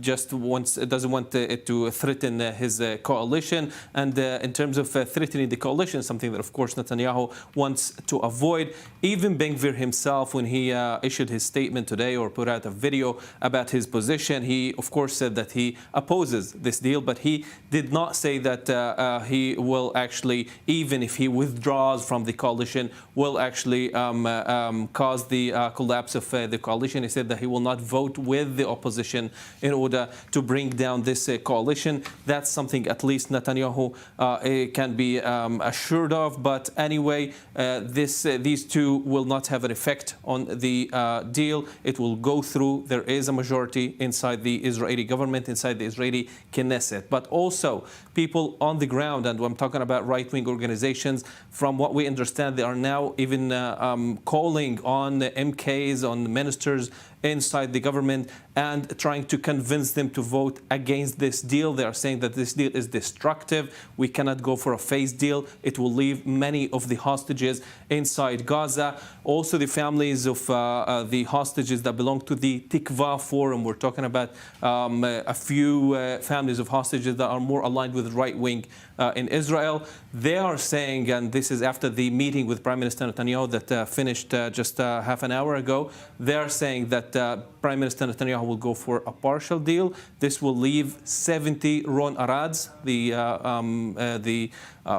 hostage, how can we call Ron Arad after all, an Israeli that was left actually, and no one knows his where his remains are inside Lebanon. That's what they are saying. This makes it very, very clear that this deal is not in a consensus in Israel at all. It is certainly controversial and crucial times ahead.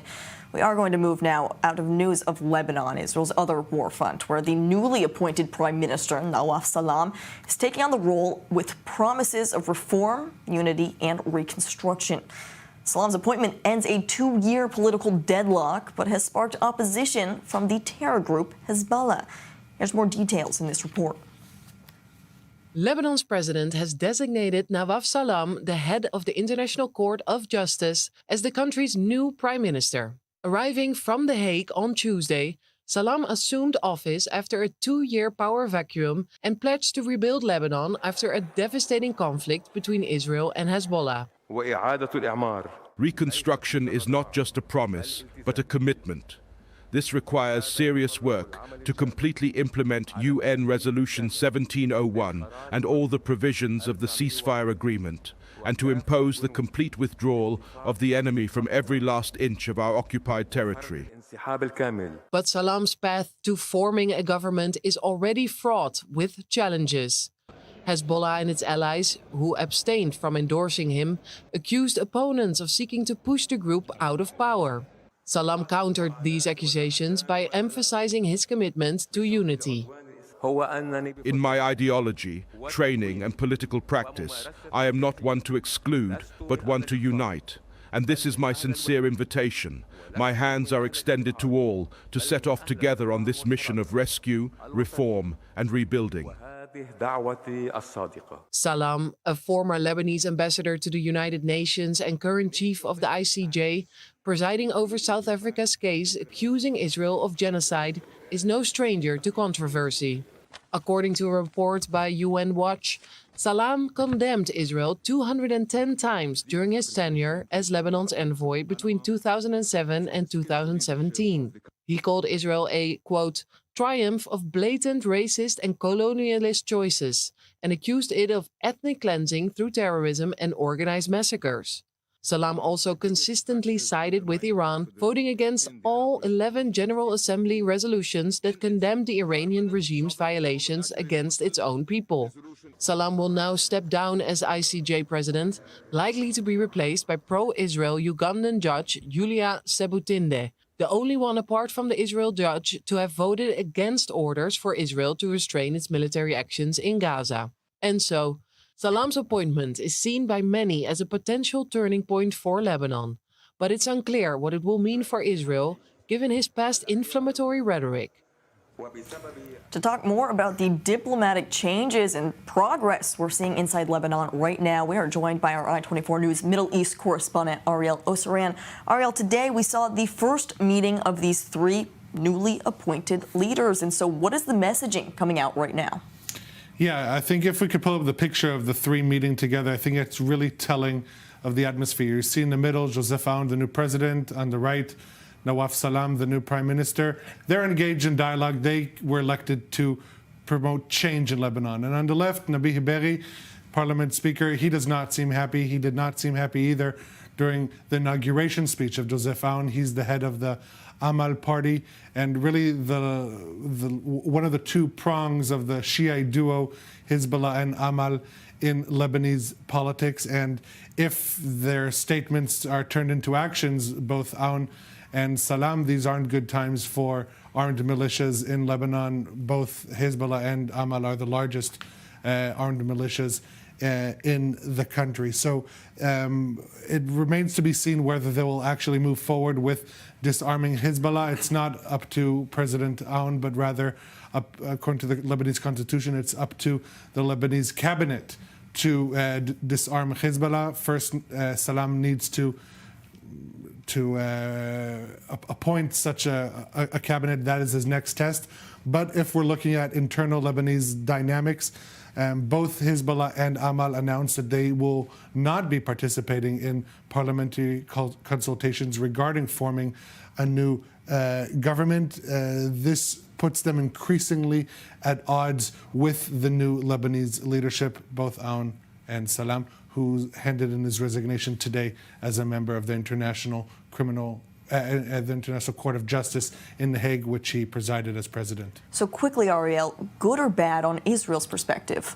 Well, he's believed to be bad for Hezbollah, so even if he's not a friend to Israel, it could be seen in a way that it could be good for Israel. The enemy of your enemy is your friend. But also in his speech today from Bab, the palace in Beirut, he said that one of his main goals is to end Israeli occupation in Lebanon. And we have to remember that in 2007, when he was Lebanese ambassador to the UN, he voted against a resolution condemning stoning as a legitimate way for execution. That was a resolution aimed at condemning Iran. Back in 2007, Iran had significant influence over Lebanese politics.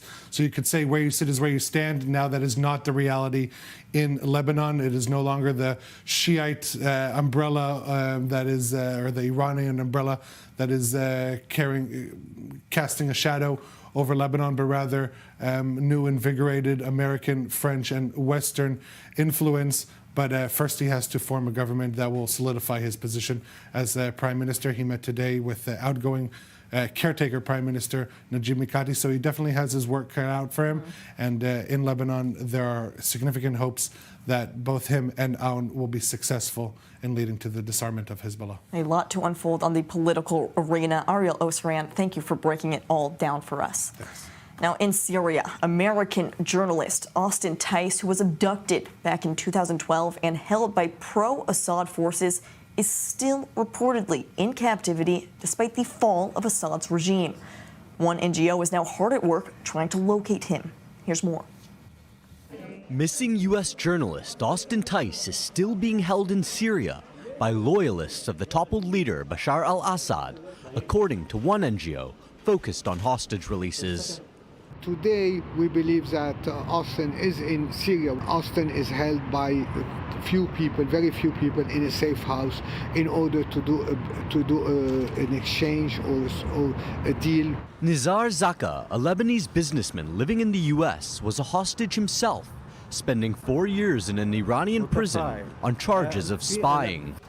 He has traveled to Syria multiple times following Assad's ouster in a bid to track down Tice, a former U.S. Marine and a journalist who was abducted in 2012 while reporting in Damascus on the Arab Spring uprising against Assad. We were hoping that HTS will help us more, but unfortunately HTS did not help us because they had their own concerns. I am on a daily contact with the family of Austin. Every morning we talk, Deborah and I, and she gives us all the power and the support for us to make it happen, to find Austin and to work for Austin. She's a great woman. Tice was detained at a checkpoint in Daria near Damascus. He managed to escape from his cell a year later, but was soon recaptured, likely by forces who answered directly to Assad, U.S. officials say. U.S. Special Presidential Envoy for Hostage Affairs, Roger Karsten, said Washington would work with Syria's interim authorities to track down Tice. Well, back here in Israel, sirens blared throughout the Tel Aviv and Jerusalem areas at 3 in the morning from a Houthi missile attack. The IDF said the missile was successfully intercepted by the Air Force, but it wasn't until daylight that one woman near Jerusalem realized a large chunk of that ballistic missile hit her house. Look at these images of the massive shrapnel piercing through her roof. Yet she says her family didn't hear anything unusual in the night, and it wasn't until she went out for her morning walk and saw broken tiles on the street, looked up, and noticed the missile through her roof. Miraculously, no one was injured. Here's more. טיל ששוגר אתמול בלילה מתימן בשעה 3 בבוקר יועד בהצלחה על ידי מערכות ההגנה הישראליות. שברי יירוט משמעותיים מאוד פגעו במבנה שמאחורינו, חדרו את הרעפים, אבל נעצרו על תקרת הממ"ד. מה שאומר שהנחיות פיקוד העורף להיכנס לממ"דים מצילות חיים. אנחנו פה נמצאים מאז מבצעים סריקות יחד עם כל גורמי ההצלה ויחד עם הגורמים של הרשות המקומית. Truly incredible that no one was injured in this most recent attack. Coming back here in studio, still with me, Major General in Reserves Eitan Dangot. Eitan, the Houthis have successfully been able to intercept and go surpass through Israel's air defense systems multiple times throughout the course of their firing towards Israel. They've been some of the most successful of Iran's terror proxies. How is this? First of all, the Houthis are also has a part of independence policy. They are under like a proxy of Iran, but not the same. You can compare it to Hezbollah or the militias that are deployed in Iraq. Secondly, the Houthis continues with their activities to bother and to cut the nights of the Israeli civilians, some millions that are going to the shelter in the middle of the night. They are not risk the Israel existence or a big damage. And I still thinking that, first of all, it will continue. The Houthis will not stop. You saw it with their behavior at the past under the strikes they got from Saudi Arabia and from the United States and others. Secondly, even if a ceasefire, even if a ceasefire in Gaza. I don't know whether a ceasefire or not. I know one thing, that Israel should not leave this issue of the Houthis. Even they are a part, consider themselves as a part of the ceasefire, Israel has to continue to press United States, United Kingdom, and other Western countries that are involved in this part of the Houthis area of Yemen, and also the moderate Arab countries, because this should not be Israeli goal to take on it control alone, or we are not have to invest such a big amount of aircraft, etc. What we have to do is to give the Houthis reaction as we are doing now, and this is a stage to move towards the main goal. It means Tehran nuclear threats towards Israel existence in the future. So I combine these two issues, and I think that Israel under ceasefire should continue to strike the Houthis, but the big issue is to move to the northwest a little bit of this area and to centralize with the new administration of Trump and with other options that will join us concerning the problem. This is the window time to see what will be the solution with Tehran, and we should not miss it by military offensive activities or by political activities or by both of them. When it comes to this, then, Balir, we're hearing this messaging. It's unclear if they will or won't stop, but the Houthis' messaging this entire time has been that they will continue to fire at Israel as long as the war in Gaza continues. Yes, and I think that they will deliver on this promise. If the war on Gaza stops, they will stop as well, and that's why we're seeing this. These attacks are intensifying recently because they want to say that because of us, because of our pressure on Israel, the war stopped in Gaza. They want to take the credit for it, but we are talking here about an asymmetric war, after all, because on one hand, Israel or the Houthis want a very simple thing, which is stopping the war in Gaza. Simple, and I'm saying that in terms of what Israel would actually want to happen in Yemen, which is the complete collapse of the Houthis regime in the part where they govern in western Yemen. That's asymmetric. That's something that cannot be achieved in one day, not 1 month, and of course it will take years even. And that's why Israel is actually with their attacks, continuous attacks that Ethan Dangot is talking about them here, will not actually make the Houthis stop. We're talking about the lowest GDP per capita in the Middle East. They just don't care. They are attacking the second highest GDP per capita in the Middle East after Qatar, which is Israel, of course. So they just don't care how they live. They don't care if many of them are dying. After all, I can read Arabic, of course. I read what they put out there. What they are saying is that this is our religious duty. This is not just something that we are wanted just to gain political or any goal. It's just our religious duty, and that's why we are continuing. And I guess the main issue here is how they are controlling the people that they are governing there. The whole system that they are living in, the media, especially the media, and of course the wording that they choose in the statements always is the main issue here. Israel should attack the Houthis in many ways in order to get to this place where they wouldn't threaten Israel anymore in the future. Certainly seems that they are prioritizing this over their own civilians. Now, we did talk about the main problem right now still being Iran, however, and Israel is once again warning citizens to be on high alert for Iranian phishing attempts trying to lure citizens abroad to harm or kidnap them. Now, the National Security Council says one of the most recent attempts targeted an Israeli businessman. He was contacted by someone posing as an Al Arabiya news employee on the Telegram messaging app, trying to set up an interview with the businessman on a trip to Dubai. Now, the Israeli became suspicious and alerted the NSC, which found his cell phone had been infected with malware and hacked. In a separate incident, Azerbaijan's security service arrested 2 suspects planning to assassinate a senior figure in the country's Jewish community. But it wasn't Azerbaijan behind the attack. It was, once again, Iran. 2 suspects were reportedly offered $200,000 from Tehran to assassinate the Jewish leader. Now, this certainly seems to be one of the bigger problems that continues to come out of these ongoing attacks. Is this likely to be something that we see from Iran as their other types of warfare seem to be diminishing? First of all, we have to see Iran that is really understands the factor that they lose a lot of their priority in the region. They lost the line between Tehran, due Damascus, or Baghdad, Damascus, Beirut, they lose it. And they now have a cut of area that was very important to what they really built for many years. Secondly, they understand that there are empty sky on defending their homeland and their facilities of the nuclear that can be used by Israel. The Israeli Air Force is quite considered as the most strong in our region, of course, and together with the United States, Iran has a problem. The third is the fact that inside Tehran also, there is bubbling of the situation inside the interiorly situation with population. So what they have other keys.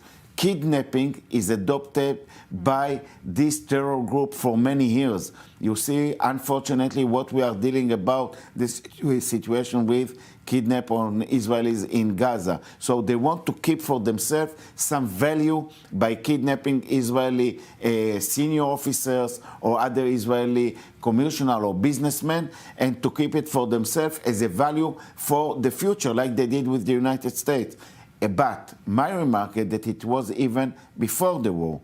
And now when Iran is looking about some weakness, and we have to keep Iran very, consider Iran as a very strongly with their capacities, with missiles, or by using UAVs, etc. I think together Iran trying to build or to cover the problem on the vacuum that they have now on their great failure in the Middle East. And when it does come to the messaging coming from the National Security Council, this warning to Israelis, what should Israelis be looking out for right now, Balir? Yes, well, right after the publishing of this incident, I24 News talked with an official from the National Security Council in Israel, and they are saying something very alarming. They are saying that this is not the first or only attempt. We think that as we talk, there are such attempts ongoing, and they're adding that this method has been gaining momentum recently, and they try to tempt the individuals through business discourse or academia or conferences, like a variety of temptations, and the goal is to bring these Israelis in order to, of course, harm them or kidnap them. At least until now, there was no kidnapping, but we have heard about one Israeli that was killed in the UAE not a long time ago. Something like this could, of course, happen again. Thanks for this specific individual businessman that was alerted that this person that is talking to me is suspicious, and he reported it, and then the National Security Council discovered this attempt. But, of course, this could happen to anyone, and people should be aware who they are talking to. They are saying that if you even sense a little bit that the person that you are talking to is not professional enough, you should report it, and you at least shouldn't continue with the communicate with what he wants you to do in this conversation. It's certainly concerning warnings there. Eitan, we have 1 minute before we do have to move on, but I'm curious, in your opinion then, what would be your main message to Israel when it comes to combating the entirety of the threats coming from Iran? I think that this is the most important thing that Israel now should make centralized with the new Trump administration, and for that reason, I connected it to strategic line why Israel, besides, of course, of the release of the hostages, should close the military area with Gaza and should release its efforts and rebuild again the forces that it should need for what to do with Tehran. I think, again, it's a corridor that Israel has to use for the chance to reduce, to delay, and to stop even the threat of the nuclear. I don't know where, after more than 20 years that Iran goes stage by stage with this kind of the activities, it's the first time that there is a chance to stop it and to make any kind of, by political and by the military threat on Iran now. Iran, if you ask me now, I think it's the worst time that that Khamenei, under his place, is facing in the last more than 20 years. So we'll certainly have to see if Israel and the United States does seize this opportunity, and it will be telling times, January 20th, when we do see this change of administrations in the White House. Major General in Reserves Eitan Dangot and our I-24 News correspondent Balir Sladin, thank you for your analysis on all of the developments happening right now throughout the Middle East. Now, moving on to a story out of South America now, where a Jewish cult leader was arrested on the border of Guatemala and El Salvador. Eliezer Rompler is one of the leaders of the extremist ultra-religious group Lev Tahor and had been wanted on charges of child abuse in Israel before escaping the country with a fake passport in 2020. Well, 5 years later, he was just arrested per Israel's request, and Guatemalan officials say they have started the process of extraditing him back to Israel. Now, members of the Jewish community in Turkey are mourning the death of Chief Rabbi Ishak Haleva, who died at the age of 84. He had been the leader of the country's roughly 14,000 Jews since 2002, and there's no word at this time on who exactly will replace him. Now, those are all of the top stories we have for you on this latest edition of The Rundown, but just a reminder of our headlines at this hour. We are crucially watching all of the developments towards a hostage release deal and ceasefire in Gaza. It seems Hamas has reportedly given their final answer.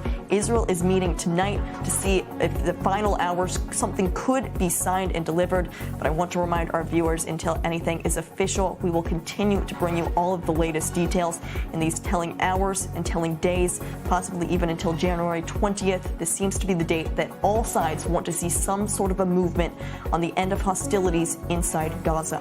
We will bring you all of the latest, as always, on i24news.tv. For now, I'm Nicole Zedek. This is the latest edition of The Rundown. Thanks so much for joining us.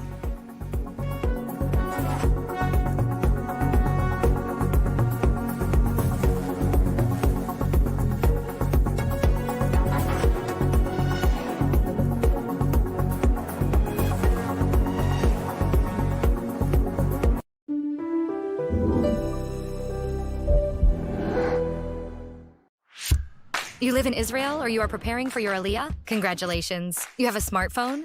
Perfect. Download the Olim app for free and discover everything we have to offer. Booking medical and administrative appointments, bills paying, debt verification, instant translation, contractor recommendation, request tracking, and much more. And if you can't manage it on your own, our team speaks your language and assists you with all your procedures in Israel, starting from 199 shekels per month, unlimited and for the whole family. Don't hesitate any longer. Download the app or contact us.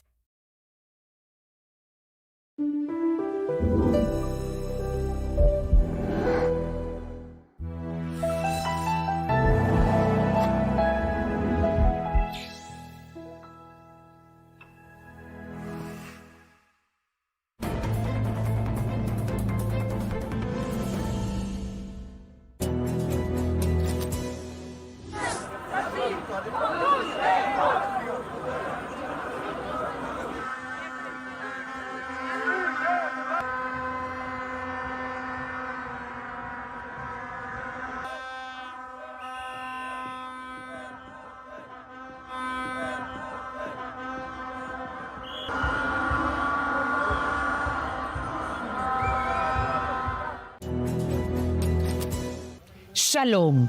¿Qué me trae por aquí? La necesidad impostergable de 600 millones de hispanoparlantes que ahora necesitan escuchar el mensaje judío e israelí en tiempos difíciles. ¿Cómo lograrlo? Cuento con ustedes para continuar llevando a lo más alto del mundo mediático una inquebrantable diplomacia pública al servicio de la verdad sin concesión alguna.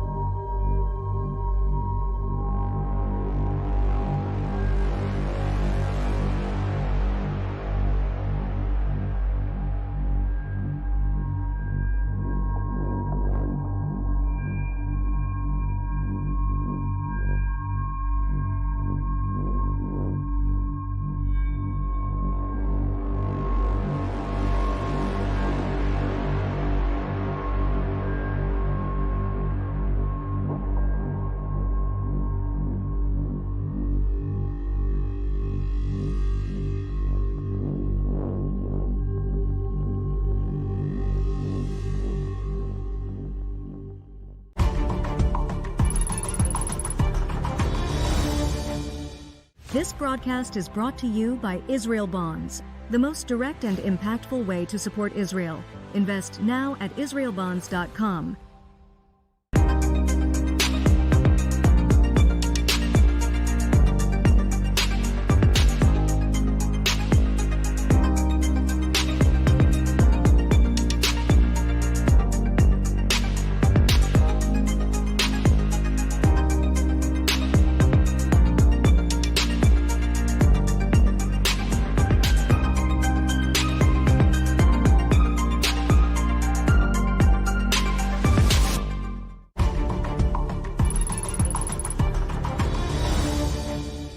This broadcast is brought to you by Israel Bonds, the most direct and impactful way to support Israel. Invest now at israelbonds.com.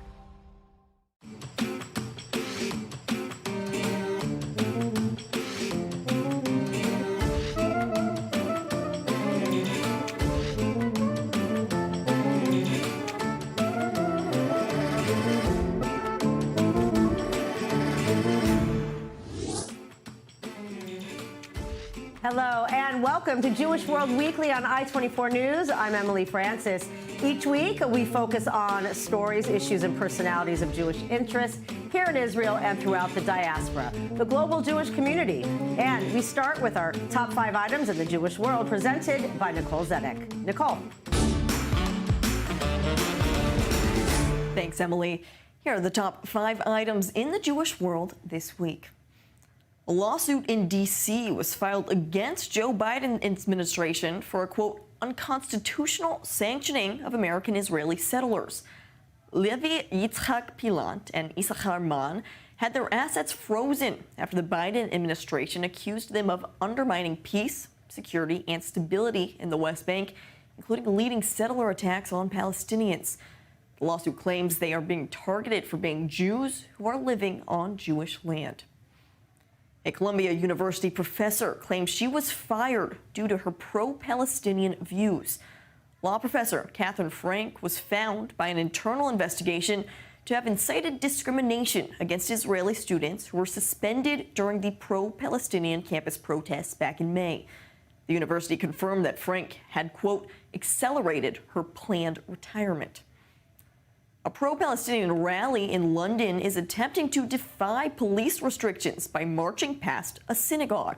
The Metropolitan Police placed restrictions on the march, which is set to finish at the BBC headquarters, because Jewish leaders and lawmakers raised concerns about the safety of congregants. Talks with the leaders of the rally failed as they refused to change their route. One of Syria's last remaining Jews has died at the age of 92. The chief rabbinate of Syria announced that Hadia Sita passed away, leaving only 8 Jews in a country that used to have one of the largest Jewish populations in the world. May her memory be a blessing. And finally, an Israeli aid organization has called on diaspora Jews to help rebuild Israel's northern communities. The One Heart organization says, well, they've already mobilized 5,000 people to help restore the communities that were targeted and evacuated during the Israel-Hezbollah war. They are looking for 10,000 more to help the thousands of displaced Israelis return home. Now, those are your top 5 items in the Jewish world this week. Back to you, Emily. The death toll continues to rise in the ongoing wildfires ripping through several Los Angeles neighborhoods. Authorities say dozens have been killed and many more are still missing.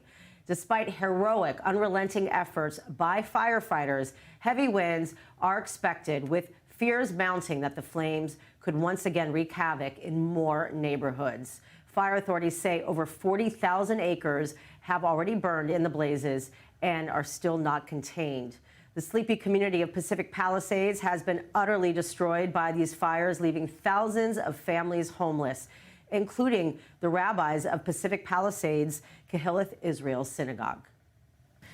Joining us now from Pacific Palisades is Rabbi Amy Bernstein, the senior rabbi of Kehileth Israel in Pacific Palisades. First of all, thank you for being here, and I'm sorry it has to be under such dire and tragic circumstances. And I want to personally send, my respect for the fact that you yourself, being the leader of a Jewish community and also being the victim of losing your own home, I cannot imagine the waves of emotions you're feeling. Yeah, there's a lot going on, obviously, ranging from incredible gratitude to be here. We're the Jewish people. We know that life is the most important thing. So to be here at all is, I'm grateful, and holding at the same time the incredibly hard, awful, devastating, existential loss of everything that was testimony to my past, to my parents' past, to my own history that I was going to have to give to my daughter, so that she had touchstones back to those generations and to those stories, and that's all gone. So it's it's gratitude to pain, pretty quickly. Well, and not only having that kind of pain, but it's still ongoing. The nightmare is still ongoing. The fire is still not out, and you have a community of also people that are technically homeless, and you don't have a synagogue yet to go back to. But we did see the images that was sent by Cantor Frankel of your being allowed into the synagogue, and the the surprise and the miraculous fact that the synagogue is still standing. I imagine that just added to the emotion, but this time a little bit different than your home, huh? Yeah, it did. It was very emotional to go there. We got a pass, through Jacob Sobroff with his press pass. We were able to enter the synagogue, and there's just no words for the incredible, overwhelming feeling that home, our home, is still standing, because everything else for many of us is gone. So to see that KI was standing when so much around it was burned to the ground was an incredible feeling of safety in this catastrophe where nothing was safe. Remained in so many ways. It really is a miracle in so many ways, but at the same time, you also, you were saying before when we spoke, I mean, there were windows open, you came to a lot of debris and soot, and that's, even more impactful, knowing that it's coming from homes of people that you know and yourself. Yeah, so that soot, those ashes on the floor of the synagogue is the life of our community in terms of everything that we had built, many of us over a lifetime. And to see that on the floor was profound. And this is the story of the Jewish people. That is not lost on me, that this is the story of the Jewish people for 3,000 years, is that it burns to the ground and we somehow clean it up and start again. And that's what we do over and over and over and over again. And we're going to have to do it this time too. And we will. That is who we are. Resiliency is baked into who we are. It's hard. The Jewish people has never shied away from saying how hard the work is to rebuild, and how hard it is to maintain energy and hope and, motivation and all of those things. But we also are a people who just digs deep when we have to, and we do it. We rebuild. And as my colleague, Ed Feinstein, said so beautifully in a talk a few years ago, we are the 10th of Av Jews, the Jews who rebuild after the 9th of Av, aren't on the 10th of Av. Yep. And that's what we're doing. We're already starting to figure out how to be together in this, how to build momentum and some kind of forward energy, because it's going to take so much work. But the work has begun. This is the 10th of Av. Wow, it's just, it's a very interesting analogy that you're making. And then also the 10th of Av, then you have the 14th of Av, and you have Tu B'Av. I guess this is also part of the journey of the Jewish people. Every holiday, we're depressed, we're happy, we're depressed, we don't eat. I mean, this is also in a way where comedy started as well, back in the days of the Borscht Belt and beyond. There's just something about the spirit That's just part of the glow of what we have done over so many years. So talk about that community and how those that have lost their homes and the fact you have this central location will provide a sanctuary during this time of grief and mourning. We came through COVID living in lots of different places and somehow holding together as a community. So that really did tell me it's possible to stay together as a community, even though we can't be together, all of us together in the same room when we want to be. So we have technologies from COVID that are going to help. That are going to help us be able to stay together. So that when we had the service Friday night at Sinai Temple, even though there was over 250 of us in the room, there were way more online. And so, people now, we have the technology in place to allow people to join us from wherever they are. Yeah. And we're going to need that. And I think without the structure of KI standing, I don't know, but what I know is we have something to show people to say, we're coming back and we'll have a place to be together again. The place that we've celebrated and mourned so many times on so many occasions, we'll have it again. So that symbol is really important, I think, for people to believe it's possible for us to rebuild. Wow, beautiful. Thank you so much, Rabbi Bernstein, for joining us, given that you're right in the thick of it and taking care of so many people. And we're sending you endless love and prayers for getting through this challenging time. Thank you so much. And thank you, all of you who have expressed your care and concern for us. It makes us aware that we are part of a people. Then truly we are part of a people. People are reaching out from everywhere. And there's something so moving and so comforting about that. So thank you all for your care and wanting to hear from us. Commemorations were held in Paris on January 9th to mark the 10-year anniversary of the Sher attack in Paris, in which an ISIS-affiliated terrorist sieged a kosher supermarket, killing 4 people inside. This was the deadliest terror attack against Jews in France since 1982. And now, 10 years later, the anti-Semitic threat in France is not going away. Here's more from I-24 News correspondent Joe Brown. As the French public marks the anniversary of the January 2015 terror attacks at the offices of satirical magazine Charlie Hebdo and at a kosher supermarket 2 days later, the prevalence of anti-Semitism in today's French society is impossible to ignore. Qui aurait dit, 10 ans après? Who would have thought 10 years on that there would have been such an upsurge in anti-Semitic acts in France? Since the 7th of October 2023, there has been a more than 3-fold increase in anti-Semitic incidents. I would also like to say to those listening to us that our Jewish compatriots represent less than 1% of the French population, yet they are the victims of 57% of racist, anti-religious, and anti-Semitic acts. 1% on the one hand, 57% on the other. On January the 9th, 2015, Malian-born French immigrant Amédi Koulibaly entered the Hypercacher supermarket in France, having just killed a police officer the day before. In his 4-hour-long siege, he killed 4 people and held another 15 hostage before police entered and killed him. He said it was in response to France's actions in the Middle East, and during the siege, he demanded that the perpetrators of the Charlie Hebdo attacks remain unharmed. But despite the largest anti-Semitic attack in France in over 30 years, the sentiment in the country is that things have not changed.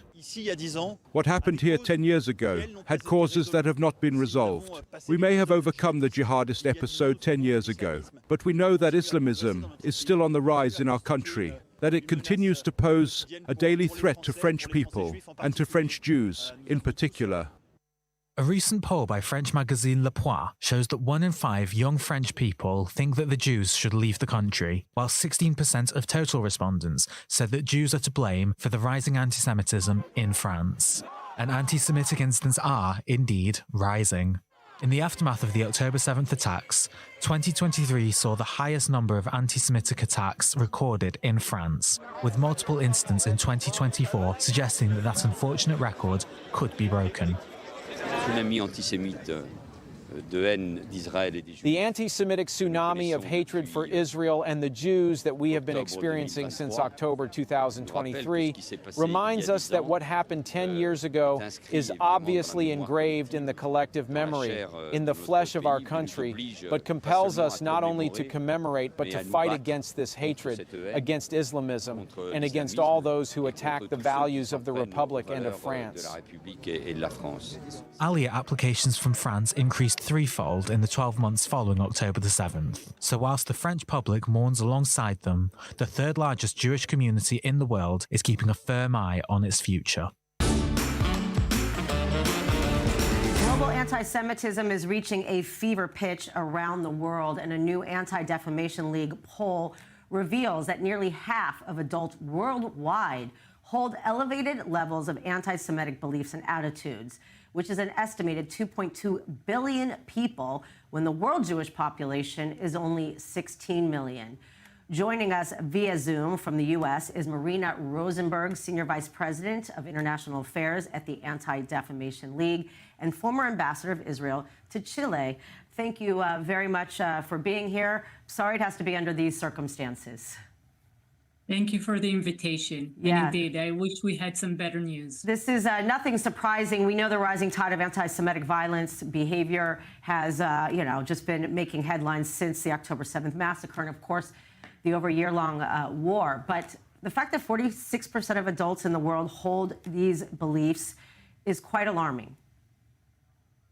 Yes, indeed. It's alarming and not surprisingly, exactly as you said. We've been seeing the number of anti-Semitic incidents going up, especially post-October 7th.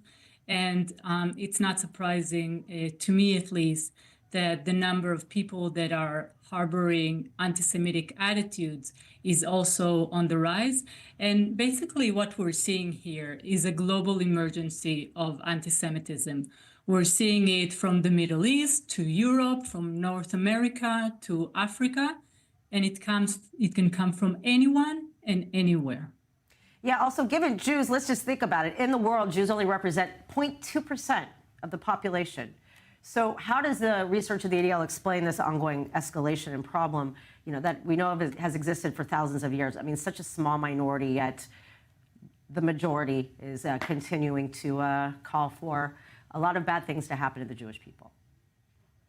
Yes, indeed. So there are a few explanations to what is going on in this tsunami of hate and anti-Semitism. So first of all, the post-October 7th, we have been seeing a rise in anti-Semitism in a very alarming way. And this is not just since Israel entered Gaza, but this was immediately post the atrocities of Hamas in Israel. We've seen it here in the US, we've seen it in Europe, and of course in the Middle East and other regions. Secondly, social media. ADL's Global 100 was launched 10 years ago in 2014. And back then, social media was not as prevalent as it is today. And today, though it's a very helpful tool, it's also a helpful tool for the haters and the anti-Semites, and it emboldens them to share publicly their anti-Semitic views. And thirdly, what we call is the Al Jazeera effect in press and media around the world, where channels like Al Jazeera, but also Iran-backed channels like Press TV in Europe and Hispan TV in Latin America spread intentionally disinformation and anti-Semitic and anti-Zionist tropes against Jews and against Israel. And one important thing that comes from this survey that we just did at the end of 2024, 10 years after we launched it, is that the younger generation, the 18 till 34-year-old, harbor more elevated level of anti-Semitic attitudes. And basically what we're seeing around the world is a demographic time. Yeah, and that is what is really so scary. I mean, we've seen it unfold before our very eyes on campuses, encampments, anti-Israel, pro-Palestinian marches. And the fact is that young people, because of social media, are also impressionable, don't have the experience of, listening to your sources, trying to see if it's true or not. How do you stabilize this out of control wildfire? I mean, what could actually be done, if anything? Well, there's some good news coming out of this Global 100 survey, and it's that the majority of the adult population in the world, 57%, think that anti-Jewish hate is a major problem in the world. And why is it important? Because this means that governments and international organizations should take this support of the majority and take concrete, innovative actions against anti-Semitism. And this is why ADL calls for a whole-of-society approach in fighting anti-Semitism, not just the governments, but academia, civil society, the private sector, and everybody in the general public should stand against anti-Semitism and innovate with new concrete steps against it. Wow, thank you very much for your comprehensive summary of this situation. I'm Marina Rosenberg, Senior Vice President of International Affairs at the Anti-Defamation League. Much appreciated. Thank you. With a rich Jewish history in Syria dating back centuries and one of the oldest synagogues in the world in ruins, the rabbi of the Syrian Jewish community of Israel is taking matters into his own hands to breathe new life into the over 2,000-year-old Jobar synagogue. The son of Syria's last chief rabbi and the current chief rabbi of the Syrian community, Rabbi Binyamin Hamra, has penned a letter to Syria's new leader, Ahmed al-Shara, urging him to preserve the country's rich Jewish history. And we are happy now to be joined via Zoom by Rabbi Hamra. First of all, thank you for being here. And tell us more about your father's time as chief rabbi in Syria from 1976 to 1994. What was his experience there at that time before he left? First of all, nice to meet you. I'm happy to be with you. My father, may he rest in peace, was the chief rabbi from 1976 to 1994. Before that, in 1972, he was an assisting rabbi to the chief rabbi who served before him. And from age 16, he was a teacher in a Torah school. And then from age 18, the principal. And so slowly he progressed. In the period of my father, he always told us that life in Syria was very enjoyable. It was permitted to practice Judaism. The synagogues and all of our traditions and customs, it was possible to do so. Under Syrian law, it was permitted for each religion, Islam, Christianity, and Judaism, to practice its customs, and so we did. We observed the Sabbath, and the holidays were special. But at the same time, there was also great complexity and difficulty, because we were frightened, perhaps to do or say something that could, God forbid, harm us, despite never having any ill intent towards anyone. That's how life was. On the one hand, great fear. On the other, a really good atmosphere. That's how we grew up. In those periods, there were limitations. From the 1970s, you couldn't go more than 3 kilometers from the Jewish quarter, called Harat al-Yahud, but slowly the restrictions eased. They eased restrictions on women who wanted to get married. For that end, you could send them to America. And so it progressed, slowly, until 1992, when my father received from Hafez el-Assad permission that all Jews in Syria, be they in Damascus, Aleppo, or Kamishli, could go all over the world, but not, of course, to Israel. What would be, you did write a letter to Syria's new leader, Ahmed al-Shara. You mentioned that toppling Assad, a historic move due to God's providence. What would be ideal for him to do, not only for the Jewish community and the synagogue, but moving into the future? What I wrote in the letter, and I don't get into internal Syrian matters, whether it's this government or the other, my late father tried to do everything for the Jewish community in Syria when he was chief rabbi of Syrian Jews in Israel. He never did anything against any Syrian government, and we're also not going to interfere in internal Syrian affairs. What we want is for everyone to live in health and peace, and that it will be good for everyone. From this point of view, I, as a rabbi, who knows whatever is going on in the world is through God's supervision, I believe that this historic process happened in the way that even the current government there seeks peace and dialogue, and that's what we expect. Like in all other countries, such as Iraq, Egypt, and Morocco, they all safeguarded the Jewish tradition, and those of other religions, be it Islam or Christianity, so we expect. We see that they really do want this, and we really hope and expect it to happen. The Syrian community in the diaspora remains very strong. I imagine it's also very personal as well for them to help give the support to rebuild what is left of this over 2,000-year-old synagogue. קודם כל, אנחנו באמת רוצים מכאן לומר ש... First of all, we truly want to say that from here, we lost one of the most well-known Jewish figures in Syria, Hadia Sitar. She passed away a week ago. This generation is indeed disappearing, but as you say, the Syrian Jewish community in the diaspora is very big, numbering hundreds of thousands of people. It's a very honourable community, and we're in contact with all possible figures, be they in America or Mexico, wherever they are, so we can make the best possible progress.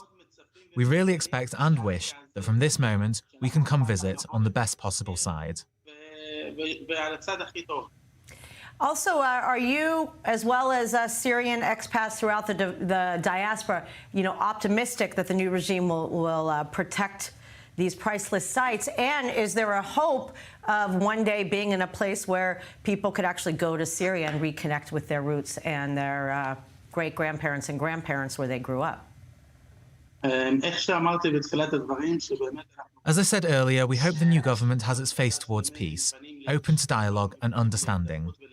Just as in all countries, they keep these things, the traditions. We expect and wish that with the new government, they will honour our traditions and customs. Just as we knew how to live in Syria with our Arab neighbours, and so far we are in contact with them outside of Syria. We yearn for the days that we will be able to come to see where our fathers and forefathers gave their souls to Judaism. That, with God's help, is what we expect. I just want to add, in Arabic, ونتأمل نحن والجالية كلها اليهودية اللي بأنحاء العالم إنه بنتأمل إنه نحن نحسن ونيجي نزور عن قريب جدا وتحياتي وتقديري لكلهم وإن شاء الله بعزات الشام بنشوف كل العالم بطريقة منيحة وطريقة تبع السلام وكله بيكون منيح. And with God's help, everyone in the world will live in health and peace, because ultimately, and as our sages have said, there is no better blessing than peace. That is to say, every blessing in the world, be it Jewish, Muslim, or Christian, peace, that is the blessing. And if peace is the blessing, that is what we expect, and with God's help, we'll reach full redemption. Amazing. Thank you very much, Rabbi Benjamin Hamra, Chief Rabbi of the Syrian community. Toda. Thank you all so much for joining us on Jewish World Weekly. I'm Emily.